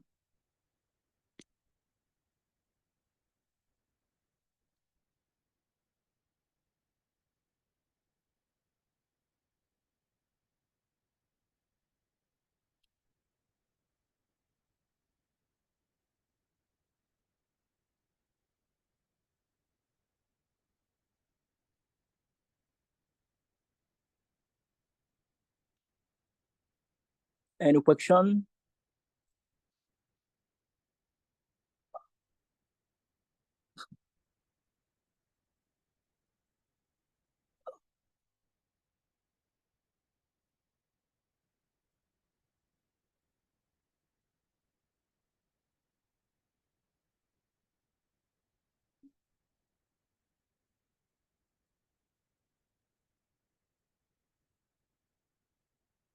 Okay, we have a question here from Henriette Okafor to the guest speaker. And the question is this, talking about the Nigeria-Chinese rivalry, it appears that the Chinese has the upper hand. What do you recommend? This question is addressed to the guest speaker, Dr. Saludin. Right. Thank you very much for the question. Actually, the rivalry is not between Nigeria and China. It's about the rivalry is between China and the US in their scramble for Africa, which Nigeria is a part of. So it's not about China and Nigeria, the ones, that are rivals right now. But essentially, there is no recommendation I can make about who has the upper hand or who doesn't have the upper hand, because if we are looking at the context of China and the US, vying for Africa's attention, there is no winner, there is no loser. It all depends on which how Africa is able to benefit from both countries, right? So I do not think it's a thing of someone has to win, someone has to lose. We can benefit from both countries. It depends on how our leaders, our governments are able to leverage their dealings and their resources in order to get from both countries, right?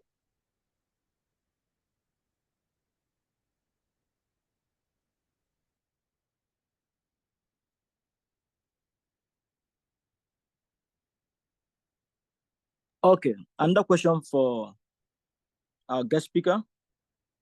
And we'll have here, what are the future prospects for China-African relations? Right. So thank you very much for the question. There are so many prospects, like a lot. I think Africa can benefit a lot from China's partnership because we have so many resources. Unfortunately, it's sad to say that what's it called? The partnership between both countries right now seems a bit unbalanced because we import a lot more than we export to China. And then, but if our leaders can, better, manage our resources, better negotiate deals for us, we have a lot to benefit in terms of infrastructural development, technological development, telecommunication development, and all that. So if our leaders can better position us, in the international market, I think we have a lot to learn, not only from China, from the US as well. So for me, to answer my question, although it's something I will still have to research on, we do not have to choose sides. As a matter of fact, I think we have the leverage right now. We have two countries vying for our attention, and we can better position ourselves to benefit from both countries if we, play our games right.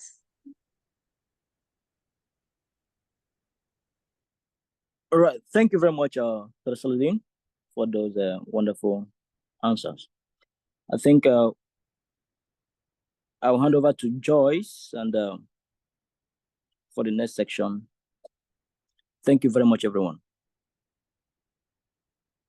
Okay, thank you. Thank you. And thanks to all the presenters. We'll be going to the next presentation because of time, which is the engineering and mathematics session. And the moderator for this session is Dr. Kainde Temitope. Please take over the session, Dr. Kainde. Okay, thank you, Ms. Joy. Yeah, good day, everyone. My name is Kainde Temitope. I shall be the one to anchor this session. So this session will be featuring 3 speakers with an additional guest speaker. So that makes a total of 4 speakers. So each speaker is expected to maintain a time boundary of 6 minutes. When it is 5 minutes, I will tell you 1 minute remaining. So please make sure you work with time. And also for the guest speaker, it takes, I think, roughly 10 minutes. So without further delay, I would like to introduce the first speaker in person of Mr. Akinlo Mogbojuri. So he's going to be presenting on a systematic review of project portfolio selection problem, integrated methods. So, Mr. Akinlo, you can take over. Thank you. Okay, let me share my screen.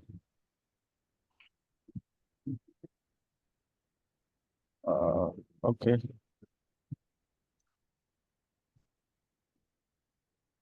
Can you see my screen? Not yet. Oh. Okay.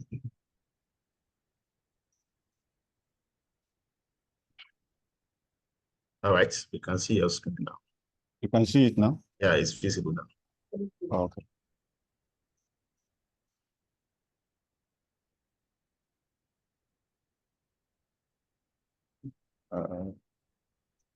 Sorry, I don't know what is happening. Okay, that's fine. Good afternoon, everyone. My name is Eo Mogbojuri, and my co-author is Al Tayo. We are here to present a paper titled A Systematic Review of Project Portfolio Selection Problem, Integrated Method. I'm from Durban University of Technology in South Africa, and my co-supervisor is also from the Hong Kong Polytechnic University, Hong Kong. So here is my dissertation outline. We look at research, background, aim of the objective, methodology, findings, and conclusion.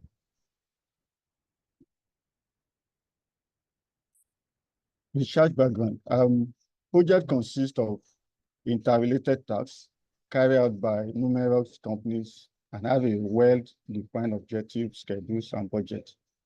But when we talk about projects have three features. The first one is schedules, second one is budget, or quality and performance.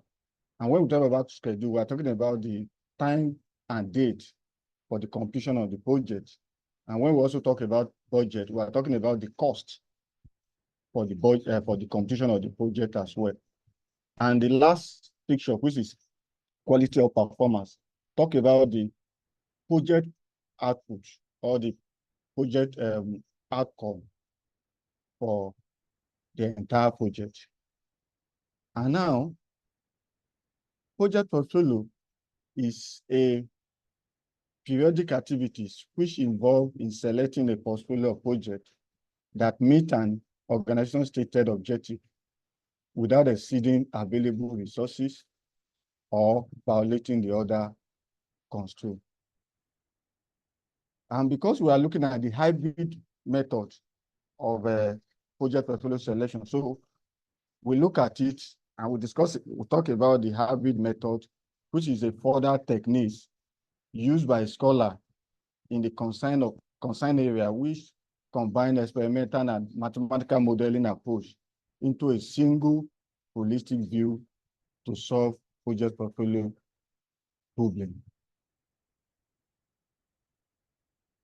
What are our aims of this study? Our aim is to present a systematic review of the integrated approach for project portfolio selection, then identify the gap and provide a crucial direction. In our methodologies, we employ a comparative initial review using a scopus, and we carefully selected some key points, keywords rather, where we identified 1,390 articles. But when we did a refine, we had 73 articles that were relevant. Then we now also use a slow-burning techniques that added additional 31 more articles. So in total, we used 104 articles for the thorough research work. And what our review framework? We now classify the integrated method approach into three: the deterministic approach, stochastic approach, then combine both the deterministic approach and stochastic approach together, where we did a comprehensive review on it. For the deterministic approach, we look at the qualitative discussion of the hybrid deterministic method for each project portfolio selection. We also do the same to stochastic approach, look at the in-depth analysis of the hybrid stochastic approaches. Then we now look at both deterministic approach and stochastic approaches for project portfolio selection as well. Later, then we examine, we identify the existing gap where we now provide a future direction to fill the gap. 1 minute remaining. Now, what our finding under the deterministic approach, those are our finding, the method under deterministic approach, then the stochastic approach, and the deterministic approach and stochastic when we combine the two together. Then for our finding, we now look at the existing gap. We discovered that major researchers deal with economic and environmental approach, where social aspect of project portfolio selection will not receive attention. So we focus on that. Then we also observe that there are limited number of study on the hybrid stochastic approach. We also discover that many people focus on smaller and medium-sized problem, which we tend to focus on large scale selection rather. Then the current method also use some, in conclusion, for our study, we discovered that the deterministic approach use AHP and NFP and TOEFL and Dermatel most, while the stochastic approach uses a divisional equation, and both the deterministic approach and stochastic approach use genetic algorithm in both the approach. So in recommendation, because what we did, we look at our work in journals and conferences, but we now recommend that other scholars can look at book chapters and theses to improve the study in future. Thank you very much for listening. All right. Thank you so much, Dr. Akinlo, for your wonderful presentation. So we move on to the next speaker, in person of Mr. Kehinde Ojasanya. He shall be presenting on a simplistic approach for evaluating urban flood risk through the integration of HEC, RAS, 2D, and GIS. So welcome on stage, Mr. Ojasanya Kehinde. And please don't forget, each feedback for each speaker is being shared on the chat, in the chat box. So please endeavor to please help fill the forms. All right, thank you. Okay, Mr. Ojasanya, you can share your screen, please.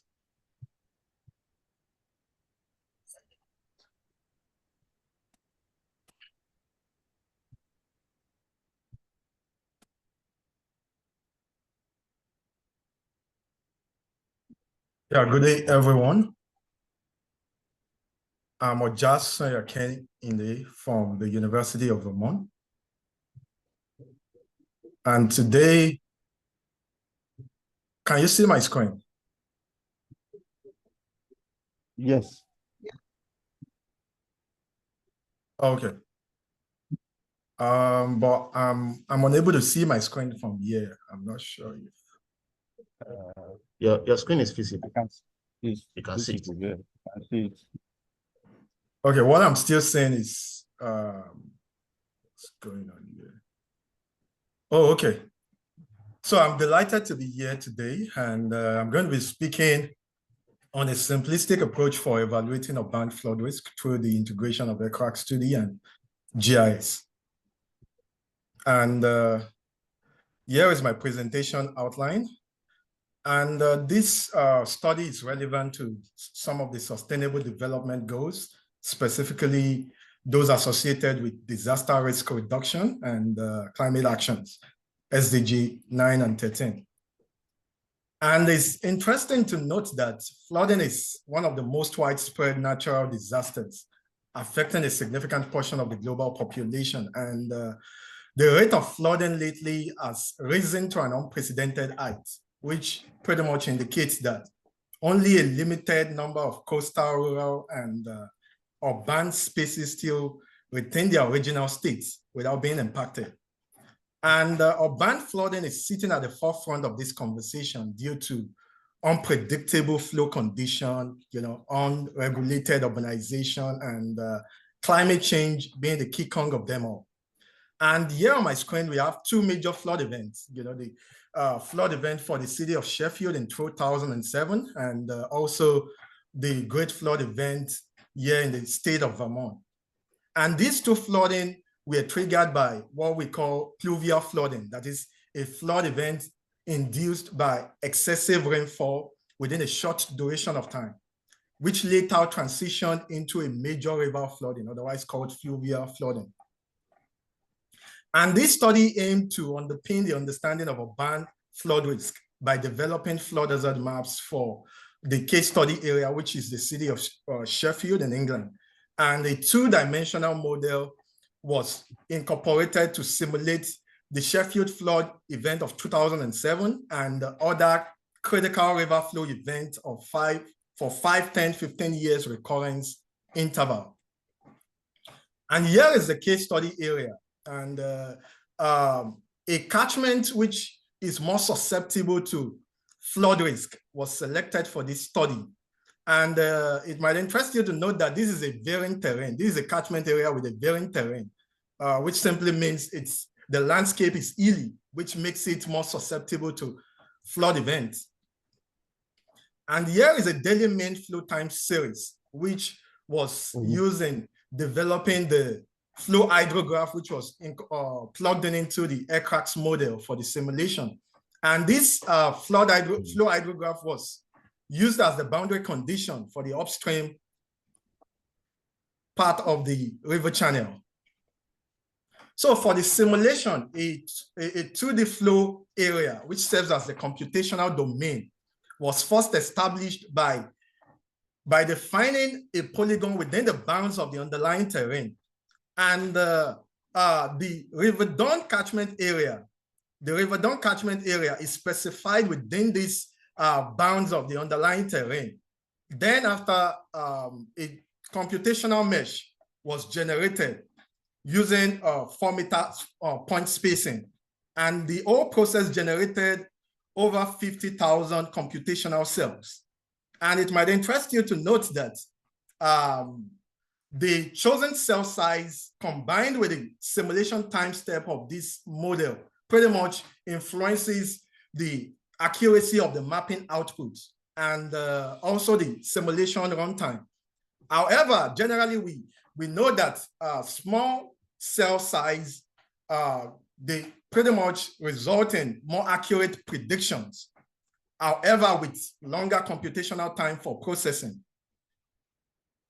So here is the computations for the 2D flow. And you can take a quick look at the movement of the flood water from the downstream to the upstream of this river channel. And here we have the flow velocity. And at the northeastern part of this catchment area, if you take a good look at the northeastern part of this catchment area, you would see some different colors at the top of the computational domain. And this signifies high velocity. That is, the regions within this northeastern part are susceptible to flooding, or they were pretty much underwater during this flood event. And on the other side, on the right-hand side of my screen, we have what we call the water surface elevation, which pretty much shows the spatial distribution of water level across this river channel. And in the downstream, we have high water surface elevation. So for the model calibration, a very low Manning coefficient was used, and the Manning coefficient pretty much affects the flow resistance. So for the critical river flow events that were selected, a log Pearson type 3 distribution was used to estimate the flow rate for each of these recurrence interval. And this was plugged into AirCracks to generate the simulation for each of the recurrence interval. And for the flood hazard maps and assessments, 3 criteria were selected: slope, elevation, and rainfall. And due to the fact that not all criteria influences flooding to the same degree. So a weighting criteria is usually used to gauge the magnitude of contribution of each of the weighting criteria. One minute remaining. AHP. Please kindly round up. All right, thank you. The AHP pretty much measures the relative importance of each criteria. And it does that through a process called pairwise comparison. And the pairwise comparison measures the degree of importance of each of these pair of data on a scale of 1 to 9, but I won't be able to explain that because of time. So here we have the flood hazard map, and this was done, the flow depth was exported into, from aircrafts was exported into GIS, and this was done in raster calculator in GIS, and to reassess or to reclassify this flood hazard map, to assess the flood hazard map rather, we reclassified this flood model by dividing it into 3 classes, and we have the red, which indicates the high flood risk region, and we have the orange, which please can you go to your last slide, please, because of time.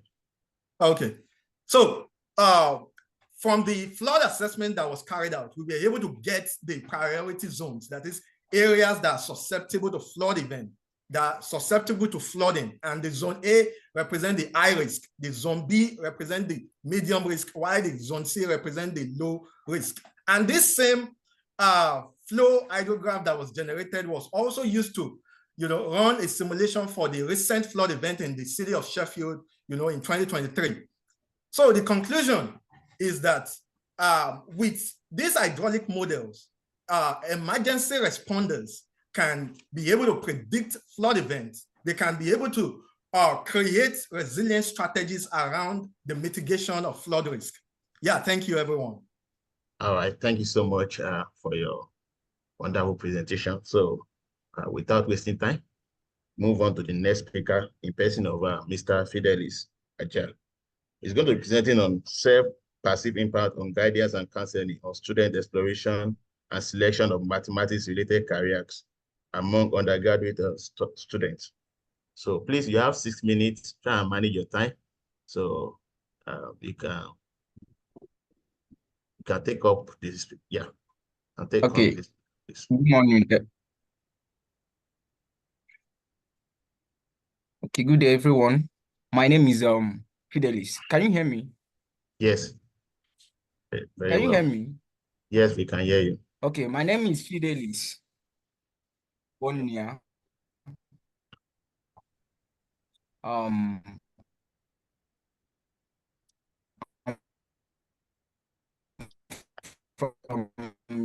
University of Nigeria in Soka. I'll be presenting on self-perceived impact of guidance and counseling on student exploration and selection of mathematics-related careers among undergraduate students. Next slide. Next slide, please.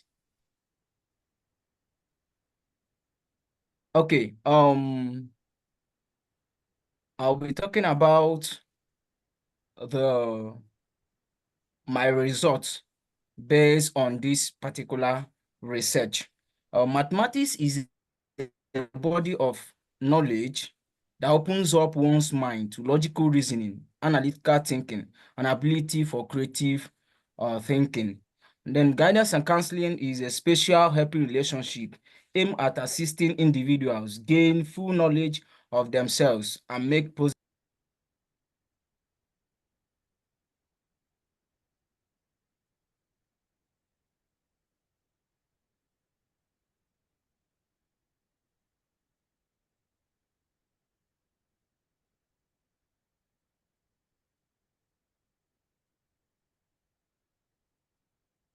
Hello.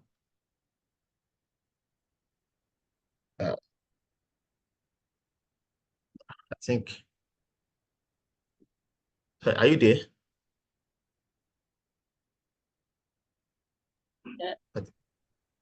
I think we lost his connection. Maybe you have to move on to the next speaker. Rejoice. Hello.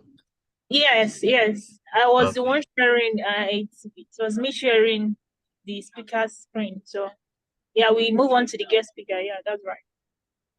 Okay. All right. Thank you. So without wasting time, we move on to the next speaker, who is the guest speaker in person of Dr. Mujib Adiago.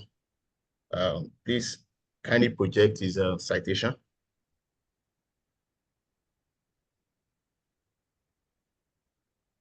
Okay. Dr. Mujib Adiago will be presenting on advancing the engineering of livable society through Industry 5.0. So honestly, it's my first time of hearing about Industry 5.0. What I've known is Industry 4.0. So that means like technology has advanced from 4.0 to 5.0. So I hope to learn much from his presentation.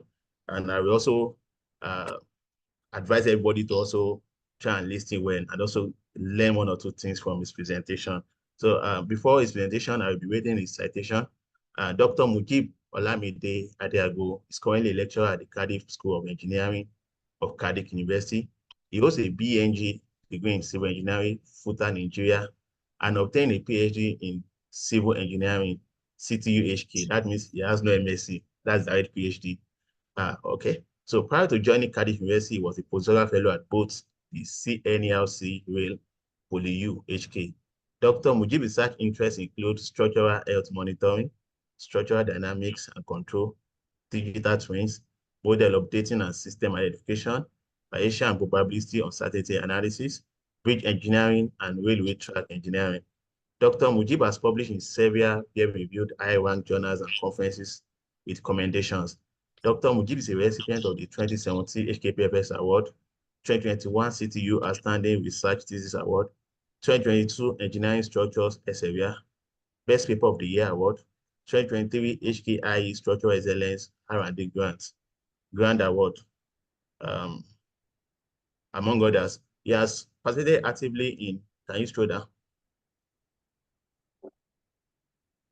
Can you scroll down, please?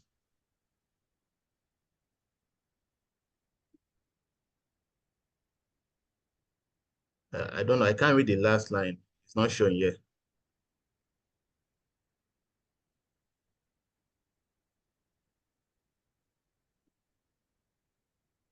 Yeah, this is the end of the citation. Yeah, he has participated actively in securing research funds of over Okay, 10 the last line is not $10 showing on the screen. That's why I'm asking that I should scroll down. But no problem. It's fine. Okay, sorry about that. Okay, all right. So over to you, Dr. Mujib Adiago.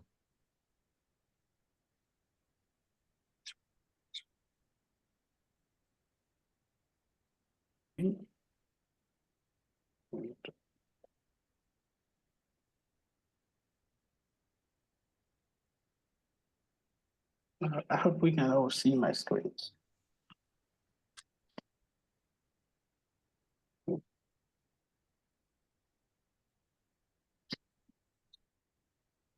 Yeah, so good afternoon, everyone. Can you all hear me?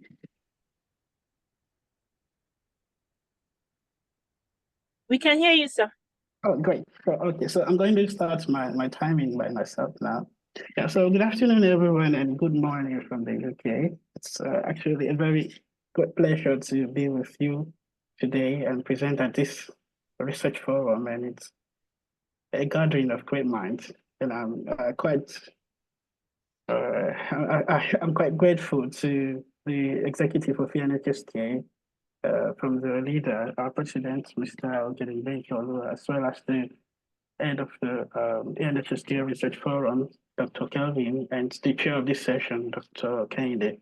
So today I'll be discussing with you on advancing the engineering of livable societies through Industry 5.0. And just before I start, I would just like to show you a glimpse of Cardiff University, the old, so-called old university, and it's a really nice Japanese territory called the Amanogawa, and it's fragrant, soft pink flowers. So if you have some time, you could come over here for some collaboration or just visit as you like. And so, yeah, let's get into the proper. So I hope everyone knows the city. There is a very significant highlight here, right? The Eiffel Tower. So this is Paris, or Paris as they would say. But do you know that the world population will hit 10 billion by 2050? And based on this, because we need to, about 70% of people will live in urban areas, the global built floor area would increase by 20% in the year 2030. And this means that we have to construct 1,400 new cities, the size of Paris. Or you could say, to bring it down home a little bit, 1,400 Lagos. That's what we need to construct before 2030. To make this even clearer, that would mean for every week, we have to construct one Paris every week. You know, it's actually a daunting task, but I think that regardless of what we have in front of us, it's more important to hold on to what we have currently. They say a bird in hand is what two in the bush, right? So I think it's best for us to first know, how do we make the current infrastructure sustainable enough? How do we make them resilient to current environmental issues? And then progress on to how do we now make construction and prepare for the future? So firstly, what's a society in itself? A society, as Oxford Languages says it, is a more or less organized community. And we as engineers, engineer is actually derived from the Latin word ingeniator. That means we provide ingenuity to solve societal problems. But as we provide this ingenuity, actually the understanding of human problems, the needs of humans, and the impact of whatever interventions or solutions we provide as engineers will often require a perspective from social sciences or life science perspective, which means there is actually, it's imperative for us, there is a huge importance to have intercollaboration, to have cross-fertilization of ideas, and firstly to know what's the problem, and then after we provide the solution, we know what are the impacts of those solutions, and are they actually meeting the needs for which they were designed for. And of course, in the prehistoric era, the needs of man were just three or so. They have shelter, clothing, and food and water, right? But now in the current world, engineers do quite a lot more than that. We supply, we do removal, transportation, build spaces, and the likes. And today, just to key into the theme of today's research forum, my talk will actually cut across about 5 different SDGs goals. That's 6, 7, 9, 11, 13. Of course, we are quite dealing a little bit also with goal number 14 and 15, that's life below the water and life above water, but I guess we'll leave that to people in life and biological sciences to have more talk around that. So now that you know that we as engineers, we are providing solutions, how do we create that delicate balance between the value we realize today, the value we realize tomorrow, and the negative effect of whatever solutions we provide? And how do we even make these solutions to be nimble enough so that we create little to no problem for the future? Or what if our own creations now start to threaten our very own existence? I'll give you just 4 examples quickly because of my time. This is the Banqiao Dam, and on the first one, the Banqiao Dam was supposed to alleviate water scarcity in mainland China. In 1975, the dam broke and it killed 250,000 people. In 2015, in Bangladesh, an 8-story building killed 1,500 people. As we all know, we remember Chernobyl. Chernobyl was supposed to be a source of nuclear power. Chernobyl became a disaster. And also in 2020, in Lebanon, as we remember, a ship container carrying ammonia just exploded, causing the largest non-nuclear blast ever in modern history.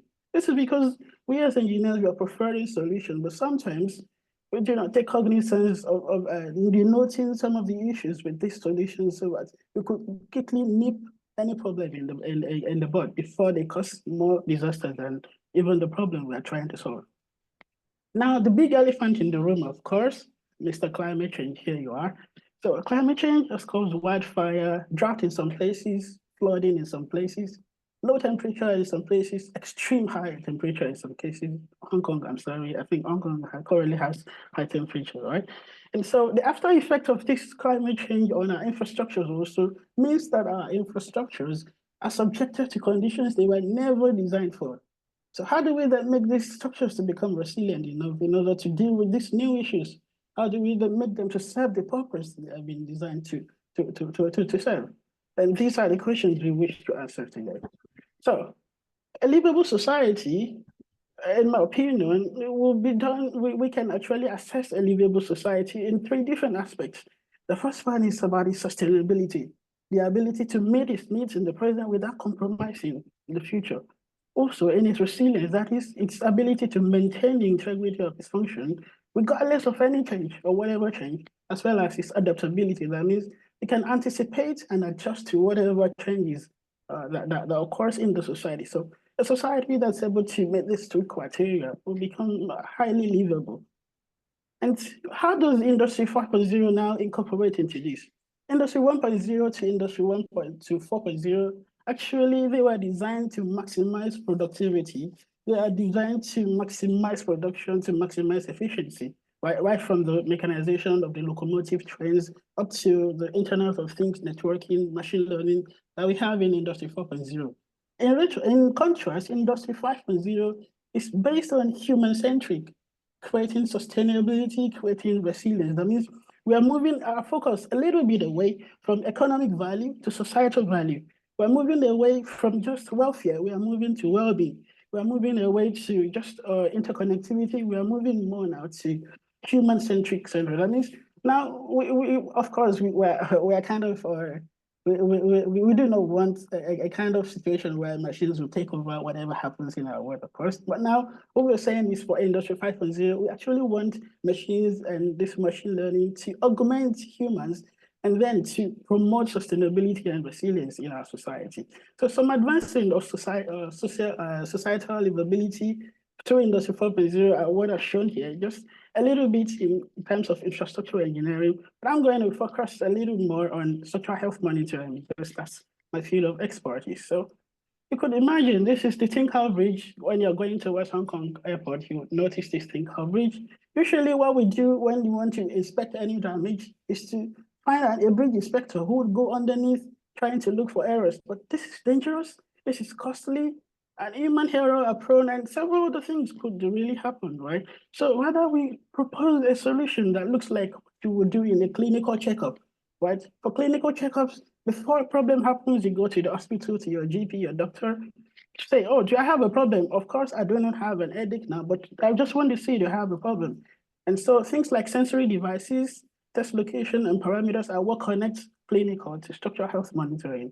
And so what we will do in structural health monitoring is to look at responses of our structures and use our modeling in order to be able to know where there are problems before they even occur. Before you see that crack in your building, before you see shaking, you've already been able to know. Again, I give one more example. You have a bridge here. When the bridge is connected, when we add several sensors to that bridge, you could create a digital twin for that bridge.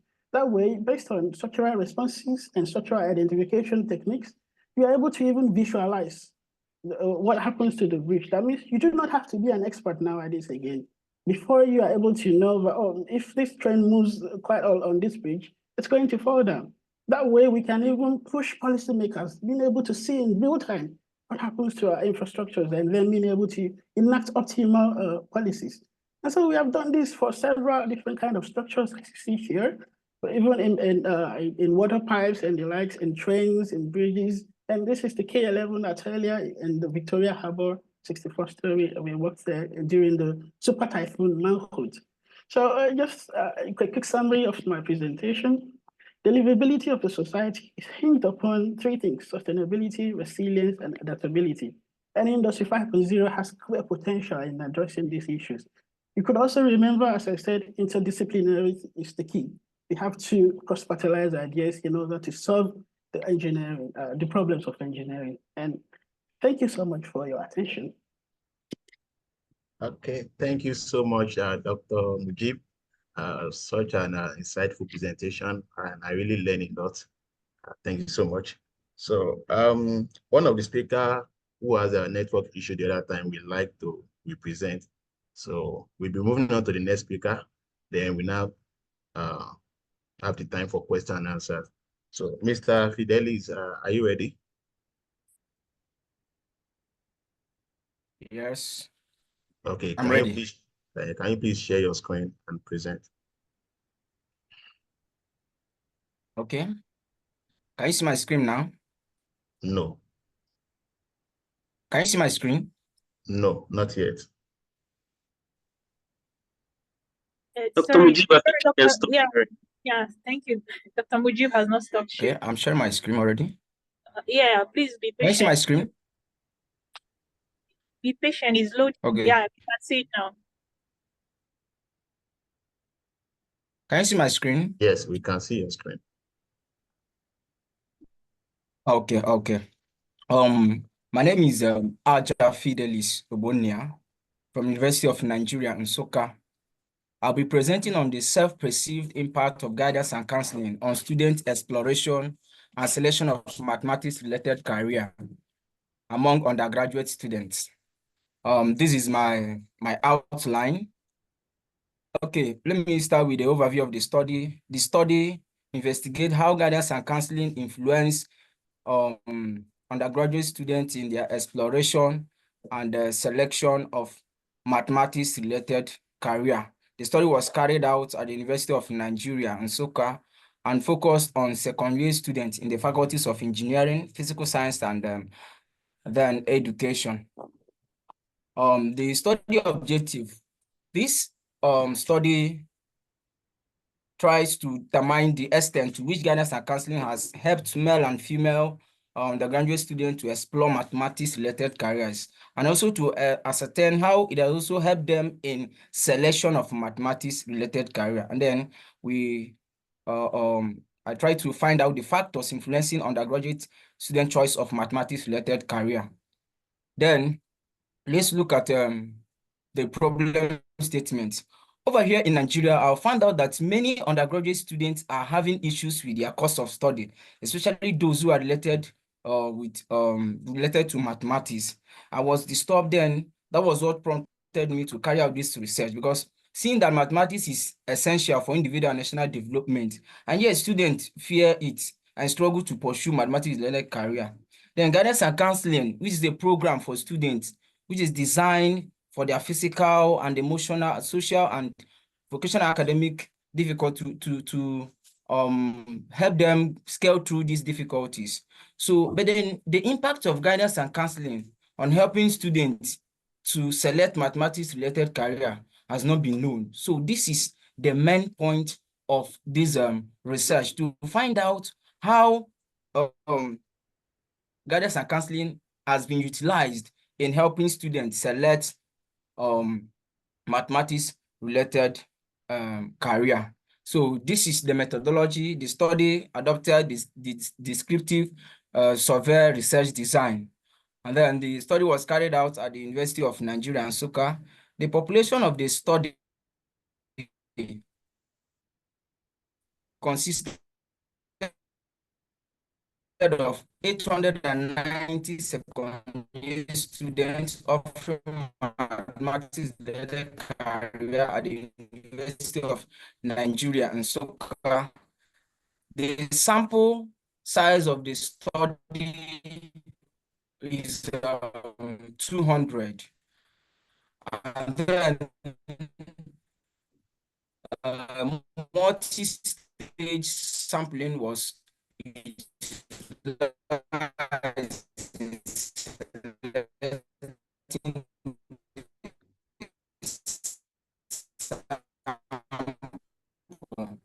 okay. From the 10 departments that are offering a mathematics-related career, it was about 3 of them were selected. That is engineering, physical sciences, and then education. So instrument for data collection, 3 instruments were used in collecting the data. The first one is mathematics-related career exploration scale. Second one is mathematics-related career selection scale. And the third one is factors influencing choice of mathematics-related questionnaire. So the data was analyzed using descriptive statistics, specifically mean and standard deviation. Also, t-test was significance. Result. From the results of the study,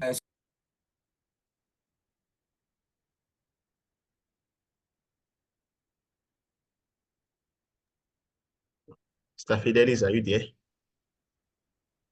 I think we lost that connection. So we lost that connection. So we just have to move on.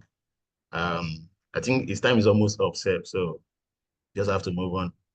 All right. Thanks to all the presenters. And it's now time for question and answer. We shall be having 5 minutes for question and answer.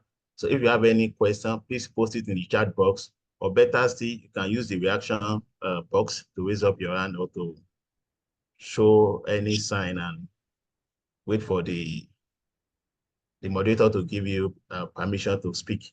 So please use either the chat box or use the reaction button to ask your question. All right, so please, it's time for question and answers.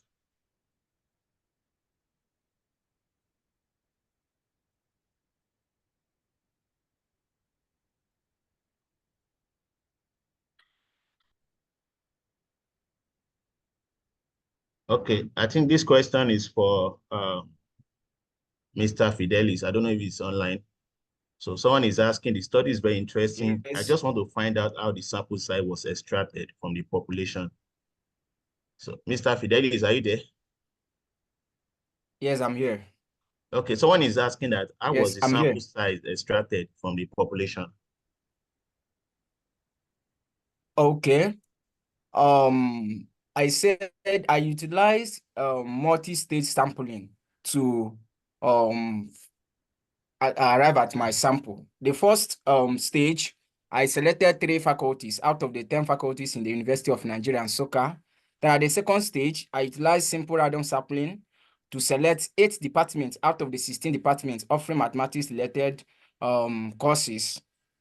Then simple randoms was used in order to give all the departments equal chance of being selected. Then at the third stage, proportionate stratified random sampling was used to sample 200 students from the 8 departments that emerged in stage 2.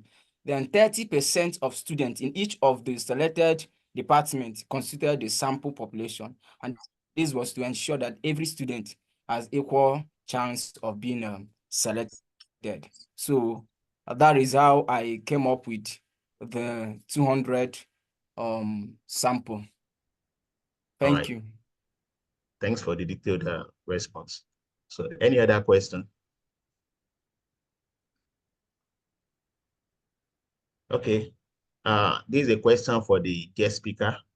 So someone is asking that what are the potential challenges in transitioning from Industry 4.0 to Industry 5.0 for engineering firms and how to combat those challenges? All right. Thank you to the questioner. So the potential challenges for transitioning from Industry 4.0 to Industry 5.0. Of course, if we were to look at engineering, I think we should also need to create a kind of disparity between several disciplines of engineering. For example, in the architecture, construction, and civil engineering sector, we are still struggling with Industry 4.0 actually. So I would say that moving totally away from Industry 4.0 to 5.0, it's not going to happen anywhere in the next few years.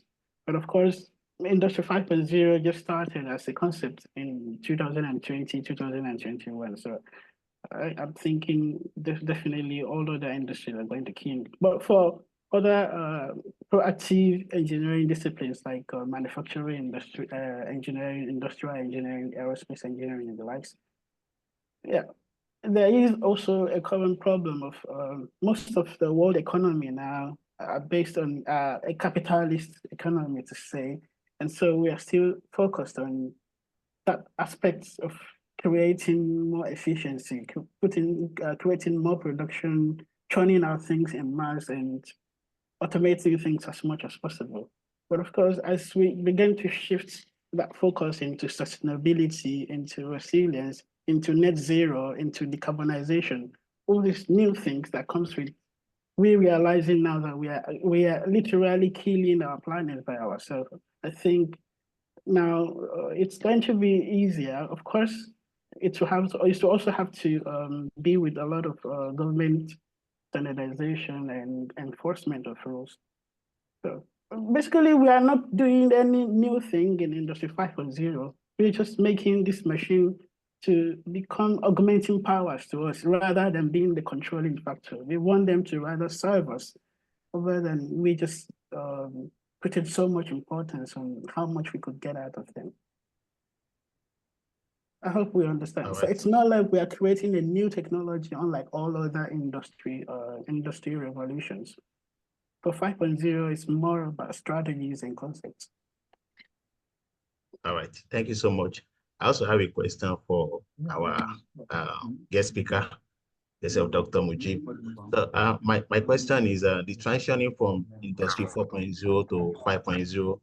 I think you made mention of robots stuff in as regards to Industry 5.0.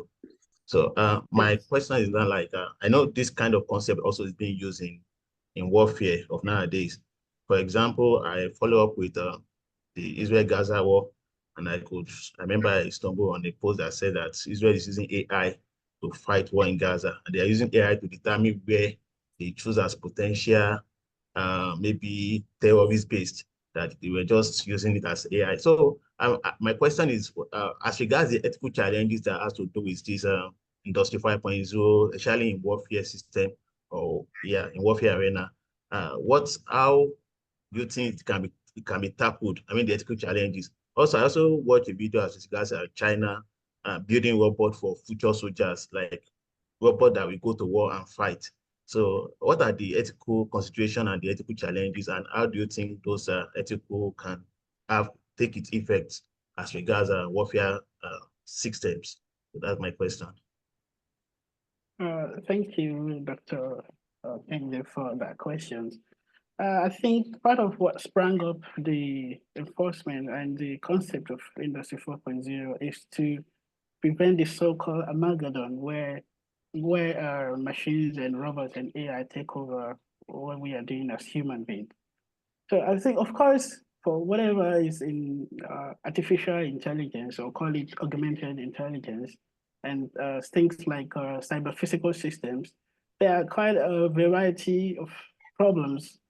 So things like security, things like ethical challenges, things like data sourcing, things like fragmentation and the likes. And those challenges are certainly going to remain because they are quite inbuilt into the system, right?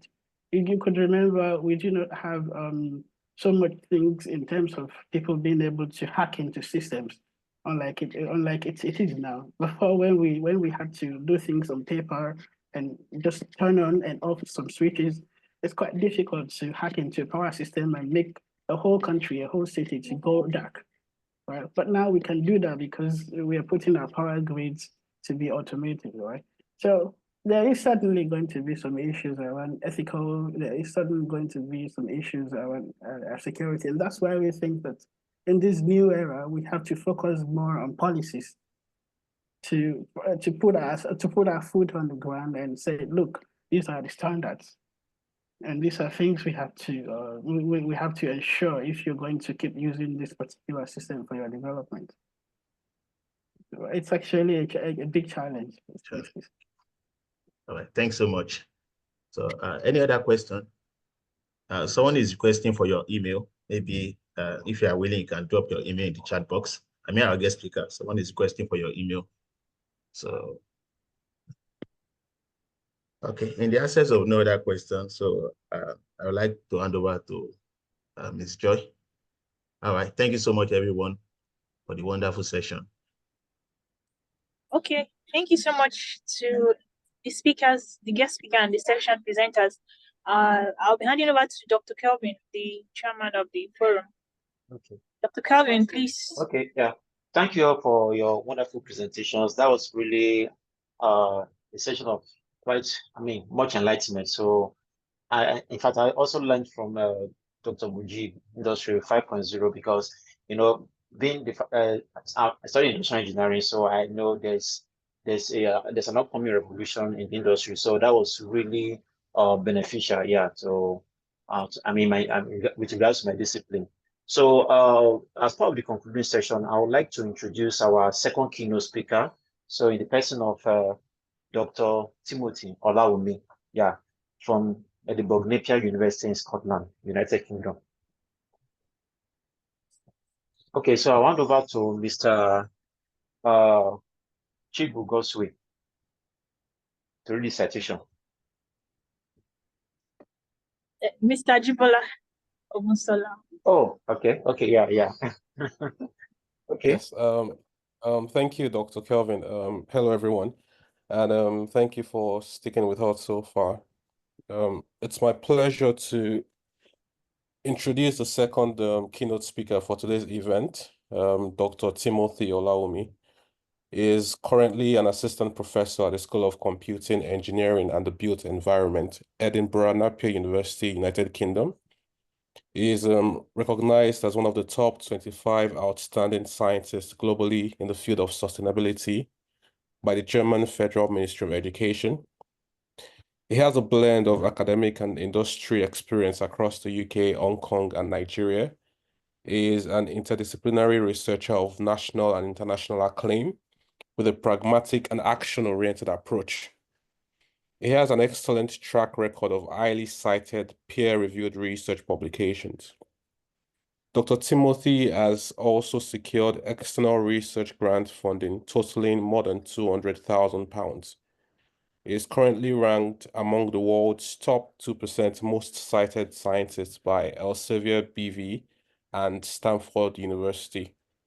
He serves on the editorial board of 6 journals as an associate editor and a grant assessor for some funding agencies. So join me, everyone, to welcome Dr. Timothy Olawumi. Dr. Olawumi, you have the floor. Thank you. And let me share my screen.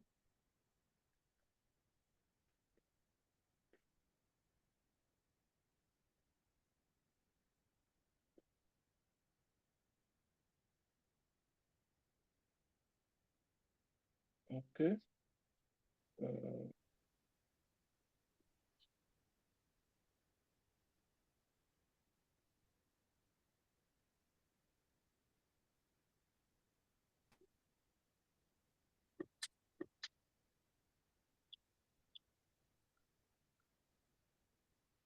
Okay, yeah, so thank you for the invitation.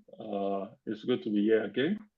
So as you have on the program agenda, I'll be speaking shortly on carving a niche as a researcher and professional in the new world AI sustainability order.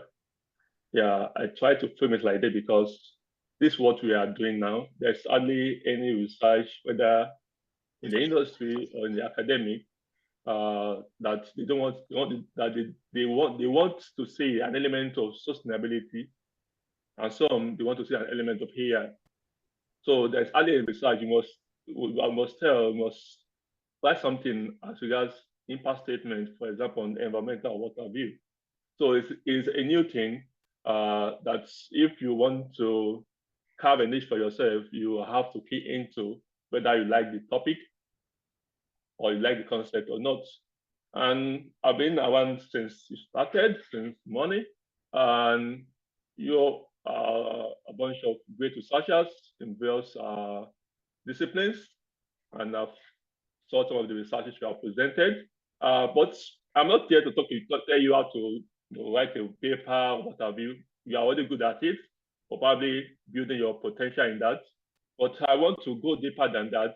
So being a standout, being known in your discipline, being known in your profession as somebody who is good in this area. Because you might be good, might be excellent, you might be doing a wonderful research, but if you are not known, you'll not be at the round table. We had policies, we had things are being discussed. And then you're like, oh, I have a better idea. Why wasn't I called to the table? To share my idea. So this is what I'm trying to help us to achieve via this short presentation. So briefly, I will look at some application of AI in global sustainability context. Just look at some disciplines and then focus on how you can engage and carve out a niche for yourself within all this discussion about AI and sustainability. So today, as I've said, I'll be sharing from my insights and experience, not just based on academic research, but also some of my past and ongoing industry projects. So some of it might be for my research, some of it for my industry projects. So that whether you intend to go to the industry or go to academics, this will benefit you in general. So looking at AI in a global sustainability context. Lots of people, when you talk about AI, they're like, oh, I'm not a programmer. You don't have to be a programmer to key into this concept. You don't have to know much, you don't have to know how to code, but you can key in other aspects. So, and one of the key capabilities of AI that make it applicable, not just in engineering or construction, but across all disciplines, is ability to analyze vast data sets. As long as there's a data, then AI is useful for that. Why we want to identify patterns, we want to predict trends, we want to optimize resource use. Like, okay, we can make a better use of these resources. AI is good in that regard. So briefly, let me just look at some aspects, some areas, and tell you some ways they are using AI. For example, in climate change, AI is being used for predictive analysis, collecting data from satellite imagery, IoT sensors, collecting climate data, which can help us better understand all these climate patterns and predict future changes. So probably there's likely to be flooding, there's likely to be heat wave, there's likely to be this and that. So using probably machine learning algorithms, we can process climate data. For example, this ANSHK international weather for energy calculation 2.0 contains weather data for about more than 3,000 cities in the world. So the temperature, what have you, everything is in that in such data sets. You can buy it, for example, for the UK data, it costs like 130 pounds. And using that, you can predict weather events and help communities prepare and mitigate risk. And also there are other areas like disaster risk management, which AI can be used for. That's an aspect of sustainability. And also to in the area of construction engineering, to better design our buildings, our infrastructures, against environmental hazards or natural hazards like landslide, tornadoes, cyclones, flooding, and what have you. So if you are in this area, these are some things you might be thinking of applying AI or sustainability to in your research. And as our first speaker have mentioned, it's collaboration. So you might not have knowledge about AI, probably have knowledge about sustainability, or have a knowledge about that area in particular. You can invite other professionals in AI or sustainability to join you and do something in that regard. Then also about resource management, whether in engineering or what have you, AI can be used to better manage or use our resources. Or in aspects of energy, you can use AI to better optimize energy distribution, reduce waste, and even try to integrate renewable energy resources. For example, here in the UK, if your house have solar panels that supply to national grid, you get charged back, so it reduces the amount you pay monthly for your energy bills. This you can better manage that using smart grids, which of course is powered by AI. Then also predicting weather patterns also is an aspect of AI. So you want to put in whether wind turbines, solar panels. AI can help you to know the best locations for such based on historical weather data. And also, AI in aspect of smart cities can be used for optimized traffic flow to ensure that we know when to open a part of an highway and when to close a part of an highway, depending on the traffic flow. And the other areas, for example, for office buildings to manage water usage, even for residential buildings as well, and also to suggest conservation measures. Then also, if you are in the area of wildlife ecosystem conservation, you can use AI-powered drones and sensors to monitor our wildlife and ecosystems. In this era of poaching, whereby people poach an elephant or all these wildlife or their trucks or what have you, which they use for trophies or for medicine. You can develop AI tools, for example, image recognition technology, which we can use to identify all the activities being happening in a forest or in a wildlife conservation area to ensure that nobody, probably visiting or hunting, attack any endangered species. And also AI can be used to detect illegal fishing. That's common in Nigeria. A lot of illegal fishing happening. You can use AI in combination with satellite imagery to preserve that. Then if you are in circular economy and agriculture, there are also application of AI there. For example, in the UK, we have a company, Grape Periods. They have technologies that help to sort waste into various recycle bins, so that, because if recycling has its processes, the way we recycled papers or whatever differ from the way you recycle glasses. So if you are in that area, these are some of the things you might be considering. And also, if the idea of agriculture, AI could be used to monitor crop health, apply fertilizers, and even determine when to plant and when to harvest, using data from weather and also soil data. So these are just to give you an understanding of which area you can apply AI for sustainability. And as I've mentioned, you don't have to be a programmer to be an expert in this area. So how can you engage? How can you stand out? You have beautiful, wonderful researches. How can you be known in the society? How can you be known by the government or what have you when you want to set up policies? The first thing you need to do is you need to brand yourself. You need to start doing things that will increase your exposure. Probably you can be writing articles on Medium. There's a website, medium.com. I don't know whether you have heard of that. Basically, people write blogs on it. LinkedIn. You can even write for all these newspapers like United Times, Harvard Business Review. Even if you're on YouTube, you can be doing some podcasts or what have you.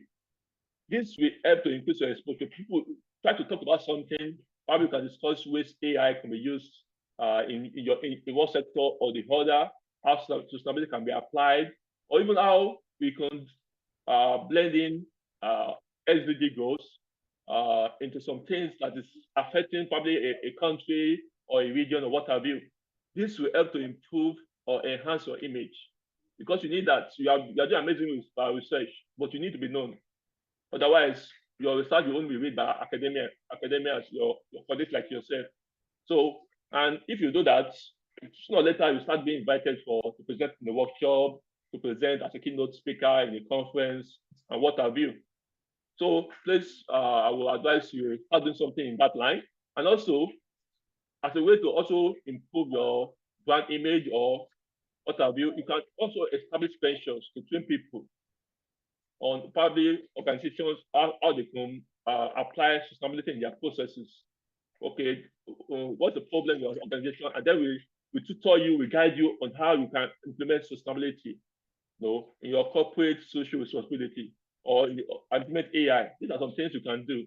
And as you do it, people start recommending you. And then you go from theoretical to practical. Then another thing is volunteering. Try to engage yourself. Of course, Okon is busy. And don't just Okon everywhere. Once you are working, once you are studying, life is busy. But try to scout for ongoing or about to start research projects. You might be paid to do the work, and if you're not paid, be ready to do it at your own cost. The benefit is that it will help you to know more people, to get network with big players in the industry in other countries. And sooner or later, it will help you in further collaborations in industry projects and what have you. And such collaborations, especially in industry projects, give you more exposure than academic research. I'm telling you, because those in the industry, they are more connected to those in the government. And once they know you, find yourself working at national levels as well. And then contribute, when you are contributing in such networks or in such research, whether in academic or industry, ensure that they see your contribution as unique, as distinct. Don't supply, if you see a expertise common in that group, don't supply such an expertise as a key expertise you are contributing. Supply on that one so that they know that, oh, you have other skills, but this one is unique that we don't have. And the next time, they will invite you again. And then sooner or later, you become part of that group. So be ready to do that at your own cost because you may not have a budget for you. Then also, go from solo research. When I mean solo, both do it individually or doing it based on your discipline. Oh, I'm in construction, so I only do research on construction. No. Who tell you can't do research on health? You can apply the knowledge you have on AI or sustainability across all fields. This AI and sustainability are concepts that applies across all disciplines. So you can apply it, look at the problems they are facing, and then based on your knowledge, you can develop customized solutions for those in the industry. So try to work on that. I won't discuss more on that because our first speaker talked about interdisciplinary collaboration. Then also try to go beyond the lab, go beyond the four walls of the university. Try to work with local communities. Try to see what their needs are and try to develop solutions. And for example, here in the UK, there's a funding for that, for whether for those in Africa or Asia, if you are developing customized solutions for local communities. But the only caveat that you need a PI from based in the UK. So if you want more information about that, because of my time, I won't be able to discuss more about that. That is from the Royal Academy of Engineering. So that's a funding for that. If you have a solution related to sustainability or any areas that is related to a community, you fund it about £20,000, and later on you can even go for £20,000 pounds for funding. So if you're interested, you want to go in that route, you can let me know. So citizen science is when you involve the public. They are part of the solution. They're part of developing the data, insights, shaping how you do the research so that it aligns with their local needs and value. So these are some things you need to do. So try, of course, you are doing your PhD, you are doing a postdoc, but try to create some time to do all this kind of research, all this kind of engagement beyond the lab. It's going to help you to create a niche for yourself and be known worldwide as regards what you do. And then also, these are other things you can also do.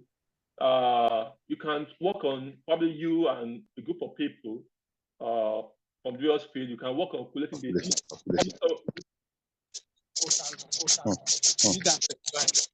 4,000. Which kind of that one? So you can probably some data you collected during your PhD, you can act as a database and collect more data. And it could be a way of collecting large database of data in various areas. And you can make it available for free. And so keep collecting those such data. And once you have like a medium to large database of such a data, you can apply for funding to collect more data in other countries. Probably you are collecting data about Hong Kong or Nigeria or Ghana or West Africa. Once you have a large database, you can apply for funding from World Bank, UK Research and Innovation, or what have you, to collect more database about Africa or Asia, what have you. And these are ways to get known. There's a lot of database like the one I mentioned earlier, the ANSHK International Weather for Energy Calculation. It's a database. Well, initially they are doing it openly for free. Later on, they make it paid. So these are ways you can do to make yourself known worldwide. As I conclude, these are some of the insights I would like to share with all of us. So please let us leverage on our strengths of diverse disciplines. This ANSHK, we have, as you have seen from our presentation, we have people in social science, we have people in core engineering and mathematics and construction, what have you. These are ways you can form a team For example, this year, I and 2 colleagues, we formed a team here in Europe of Nigerian researchers in Europe, across European countries, UK, Finland, Austria, Germany, and what have you. And it includes not just academians, but those in the industry, those in chemistry, working with big firms and what have you. And our aim is just to combine our strength to do things together, because it's challenging for the African in Europe to do something, to be known. So we're like, okay, we combine our strength together, then we have to do something, we'll be more known as a group than as individuals. Or there is strength in group. So as you are in Hong Kong, you can try to connect with people. They don't have to be Nigerians, but let them be from other disciplines, that you have shared ambitions together and start doing something. At what Disney said, the way to get started is to quit talking and begin doing. So I look forward to you all doing something. Thank you, and God bless. Okay. Thank you, Doctor, for your excellent presentation, and also for your tips too. So really appreciate you joining us today, and we hope you join us for subsequent editions of this forum. Yeah. So I don't know if we have any questions for our keynote speaker, but I suggest maybe you can always reach him via email. Yeah, if you have questions, you can always contact him through his email. Yeah, so I would like to at this point I would like to hand over to the chair of our award panel to announce the winners. The presentation of awards for across all 3 categories. So to make things clear, for clarification, our set of evaluation can be described using 3 different yardsticks. So the first is eloquence, then the second is the presentation skills, and of course the third criterion is time management. So using all 3 yardsticks to evaluate all the presenters across the 3 categories. So I will hand over to Mr. Sopuruchi to present the awardees. So thank you. So Mr. Sopuruchi, please. Thank you, Dr. Kelvin. Yeah. Thanks to everyone that presented papers, and it shows the quality of research that we are doing in Nigeria and then in Hong Kong and elsewhere. So before I present the winners, I would just like to give 2 unsolicited advice. The first one is do not ever read your slides in any presentation. That can put off your audience. And then make your slides less wordy as possible. So for the science and technology category, we have 2 winners, Mr. Badamosi Francis and Ms. Blessing Okwo. For the social sciences and humanities, our winner is Mr. Bright Obunna. And for engineering and mathematics, our winner is Mr. Keinde Ojasonya. The committee will reach out to you as to how to send you your certificates and then the cash prize as well. Thank you for presenting, and congratulations to the winners, and congratulations to all those who also presented. Thank you very much. Dr. Kevin, over to you. Okay. So thank you. Well, let me just clarify. The awards will come in the form of a customized certificates, because the monetary award, we're not considering monetary award as part of as part of the combined award. So it's just customized certificates, and of course the secretary will reach out to you to send the certificates to you via email. Yeah. Okay. So I'll hand over to the secretary, Ms. Joyce, for the closing remarks of this forum. Thank you. Okay, thank you so much, Mr. Chairman. I want to appreciate everyone who has been here from the beginning, and those of us that joined very much later. This is 6:16 p.m. So we've been here for over 4 hours. It's been quite a long time, and thank you for being patient till now. And we are so sorry that we had to rush through some presentations because of the time limitations.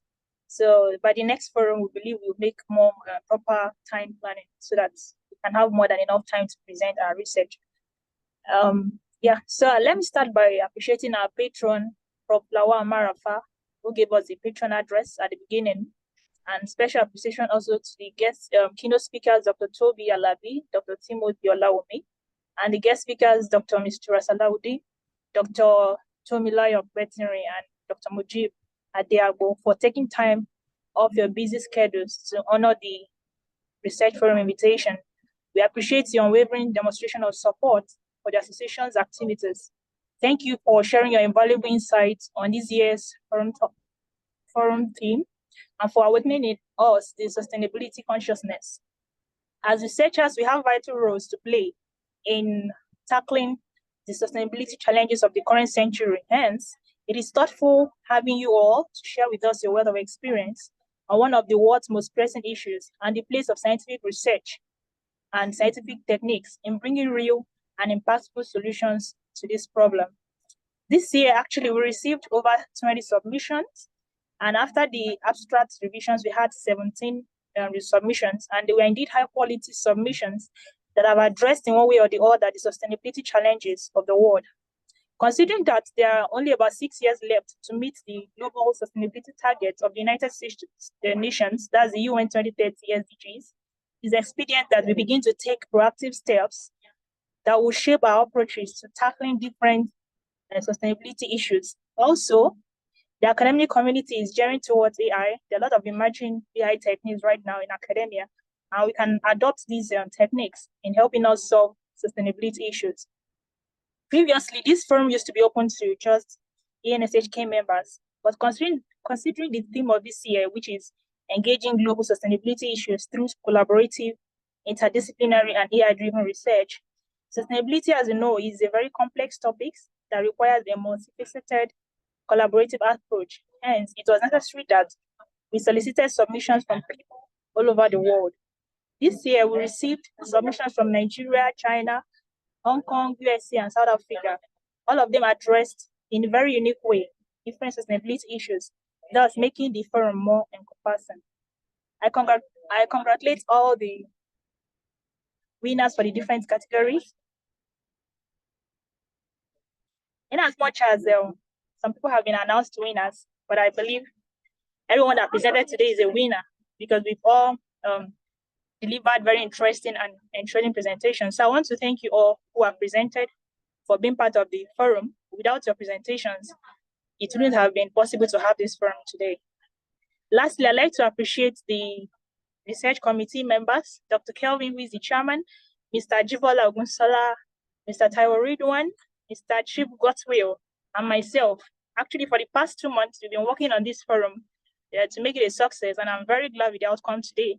We all put in our best, and I'm really grateful that we had this outing today. So thank you so much. And to the co-ANSHK executives, my co-executives, the president, Mr. Ogedengbe Olua, the treasurer, Mr. Tamiyu Abgafa, the welfare officer, Mr. Sofrichi Abo, and the PRO, Ms. Linda Mbwechidima. I want to appreciate you all because you are the brains behind this forum. Then I also want to appreciate the moderators. They've been here from the beginning and they've really helped in organizing this event, making this forum a success. I want to thank you for sparing your time. You know, Hong Kong is a very busy place, so it's not easy when we have to get people to spare time for things like this. So I want to appreciate you all for sparing your time to moderate the different sections. And once again, to everybody in attendance, whether you presented or you didn't present, well, thank you for joining and for being in attendance. Finally, to all ANSHK members who have chosen us to serve in this platform, through which we are playing our own part to making the world a better and more sustainable space. I appreciate you all. Thank you, everybody, once again. I'm Ifunanya Kaniro, the secretary for the ANSHK 2023-2024 session. Thank you so much. And so right now we'll be taking the picture for the session. I join us all to turn on our camera. Please turn on your camera so that we can take the shot. Mr. Saporichi, please Could you help us? Can you stop sharing the? Yeah, sorry. Yeah, I'll do that right now.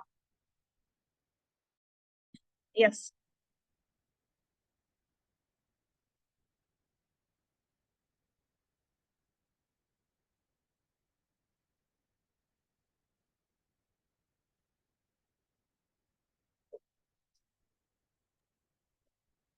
Thank you. The pictures have been taken. Okay, thank you all. See you next year. It's an annual event, so we expect to see you 2025 this time next year. Okay, thank you so much. Have a very wonderful day. everyone. Thanks to everyone and thanks to the committee. Yeah, thank you. And I don't try.